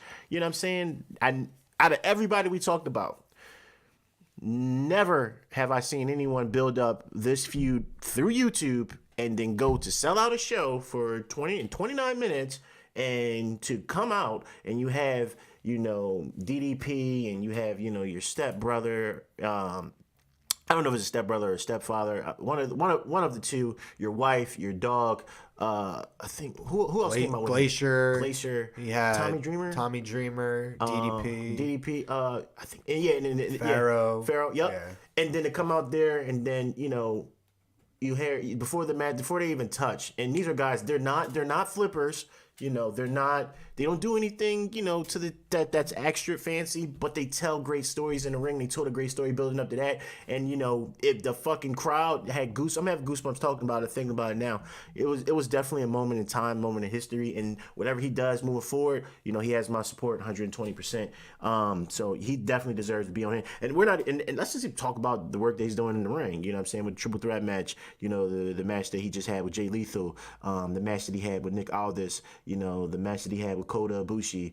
I mean, the list can go on and on and on. Tag matches that he had with Hangman Page, with the tag matches he had with Marty Scurll. The match that he had with Chris Jericho against Chris Jericho. Yeah, I mean Jay Lethal again. You know what I'm saying? The shit can go on and on and on. Yeah. What he's doing for the business, he's covering every aspect of the business, from the business side of things, the entertainment side of things, and in ring. He has a mind for the business and he knows what fans want. You know what I mean? So like we said, he's a game changer and he deserves to be on this list. Yes, sir. The next one up, Roman Reigns. Roman Reigns had many, many, many a time to win, shots to win, and he finally did win and capture the Universal Championship from Brock Lesnar, bringing it back to the fans, to the people, to Monday Night Raw, before, unfortunately, he had to relinquish it as he was diagnosed with leukemia, and he right now is not on WWE TV, but we are praying for him. Hopefully you come back soon, Roman. But you are in here for our nominee for Male Wrestler of the Year. Another one we will add in there, Kazuchika Okada, the longest reigning IWGP Heavyweight Champion of all time, and put possibly on 4 stellar matches with Kenny Omega, possibly the greatest when it's all said and done. A man who has changed up his character now, and really evolving with what's going on as far as his character goes, with everything that's going on with Gato, with Tanahashi, with Kenny. Okada, I mean, besides Kenny, best bout machine. Yeah. Simple as that. Your next guy, also from New Japan, Hiroshi Tanahashi. The ace. No pun intended. Possibly coming up this week will be new IWGP Heavyweight Champion. Usually doesn't change hands at Wrestle Kingdom, so we will see what happens here as he's taking on Kenny Omega. Again, the guy wrestled half the year hurt with like an elbow that didn't even work. Like dislocated, I think it was. So this guy's a trooper. He's tough. There's nobody tougher than the ace. So Tanahashi's on this list. And AJ Styles, one of the longest reigning champions on WWE television, and he just attacked Vince. So, when you have these long title runs like that, normally when you drop the belt, you kind of get lost in the shuffle. But I see that they're treating AJ Styles, with, some respect. So not the most memorable of feuds and reigns that he's had right now. Yeah. Like nothing crazy, but he's been putting on good matches against. he's a workhorse. Yeah, exactly. He's Workhorse. there every week. He's there, and he beat everybody. beat everybody. Beat everybody. Yep. Next up, Pentagon Jr. As we talked about, he's on MLW. He's in AAA. He was on All In. He was on Impact, killing it. Possible match of the year against Sami Callihan. Him and his brother tagged together, doing phenomenal things. He has pretty much been there, done that, done everything in the wrestling world this year. I mean, also Lucha Underground, he does everything there. So, Pentagon Jr., welcome to the list. You had a phenomenal 2018, and I'm glad that I finally got to see him live this year, too. That was a really big, awesome one. Another match of the year I should have thrown in there, actually, was him versus Darby Allin, the one that we were at, that we got to see, where it was on the same card as Kenny Omega versus Phoenix. So, awesome one there. Next up, Tommaso Ciampa, baby! Heel of the year. Yeah. I mean, we already discussed this. We talked about the story coming back and everything like that. So we'll go right into the next guy, Seth freaking Rollins. Okay, now Seth, he's been the workhorse on Raw. He's been one of the highlights or best things on Raw. He basically everything revolves around. At the end of the day, Seth, when it comes to, being that guy. Champ. Unfortunately, because he plays second fiddle to Roman, it's kind of hard for him to. I feel like he's the guy to hold that, that red belt and bring it to prestige. Especially right now, it's kind of crazy, but it is what it is. Hopefully, they really believe in him a little bit more. I feel as though he's earned that. He's proven that. Nobody thought he could, come back and, when he had the gauntlet match, that proved to me that he can still be the old Seth and still, have the company on his back. So I hope that, they understand that moving forward. So he definitely deserves to be on this list. Another guy that deserves to be on the list, putting on classic after classic after classic, whether it be against the Velveteen Dream, Aleister Black, it don't matter. EC3. Heel or face. Johnny freaking Wrestling. Johnny Gargano. Badass. Johnny Badass. Can't say enough about this guy. Like you said, classic. He's the future. He's the future of this company. He's the present too, boy. Definitely the present.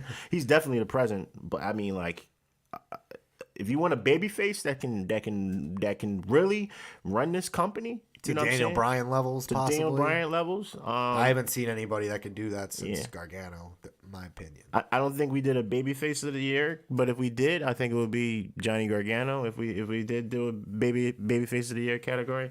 Like I said, I mean, you really love the guy. I seen people fucking crying when Tommaso Ciampa turned on him in DIY, and then I see people cheer him when it's heel DIY. It's just like it's insane. I want heel DIY back so bad. All right, he ran away with it, man. He ran away with it. The biggest draw of today's professional wrestling. The cleaner, the best bout machine, Kenny Omega. What can you say? He finally won that IWGP Heavyweight Championship from Okada. I'm gonna say, Fat Rod, I fucking told you so. I got a lot of heat last year, you know what I'm saying? Putting the cart before the horse, but everything that I said kind of played out, you know what I'm saying? But, I think he's been the guy. I think he's been the guy for years now. I just feel like, he's finally had his crowning. He's the king. He's the king over there. He is the best in the world, the bout machine. He understands and knows. He has the mind for the business, and he knows how to tell great stories in the ring, and he knows how to entertain the fuck out of us. And I really, really appreciate, Kenny Omega for what he does in the ring. I can't wait to see this match at Wrestle Kingdom. I can't wait to see him retain, and I can't wait to see what he does in the future. If he's going to WWE, if he's going to his own company, I don't know. I can tell you, wherever that man goes, he will have my money for sure. Hell yeah. Kenny Omega, your male wrestler of the year. Whew. That's what we got. So recap for you: breakout star of the year, Velveteen Dream. Woo. Feud of the year, Tommaso Ciampa versus Johnny Gargano. Your best weekly show, NXT. Your top tag team, the Undisputed Era. The top event / pay-per-view of the year was All In. Your top heel, as voted on you guys by the Wrestle Cave, Tommaso Ciampa was your top heel. Your favorite faction, the best faction in 2018, was Undisputed Era. The most improved of 2018, Hangman Page. Comeback of the year, Daniel Bryan. The best NXT match was the ladder match, the North American Championship ladder match. The best WWE match, as voted by you guys, was Becky vs. Charlotte, last woman standing. Best New Japan match, Okada versus Kenny, 2 out of 3. Our best of the rest matches was Sami Callihan versus Pentagon Jr. And then female superstar, Becky Lynch was your female superstar of the year. And your male wrestler superstar of the year, Kenny friggin' Omega. Whoa! Woo! What a Wrestle Cave 2018 awards, the first ever. And I will tell you, I agree with pretty much all of the wins. Absolutely. I mean, I think it was a good showing from the Cavers on their polling this year. And shout out to the Cavers. And please, if you haven't, please follow us at WrestleCave at Twitter. Well, what's our Twitter, Case? Twitter, Russell_Cave. Yeah, I'm fucking up. Instagram, Wrestle Cave. Facebook, Wrestle Cave Podcast. Like the page or join the group. Just about at 1,400 right now. That's where you can do all this voting and everything. You can still vote for the match of the year. Oh, yeah. What else we got? Anything coming up? 2019. This is the last show before 2018. So 2019 is going to be big for us. Like I said, got some things planned. Got a lot of things planned, you know. We'll see you guys coming up. Peace. Go Sixers.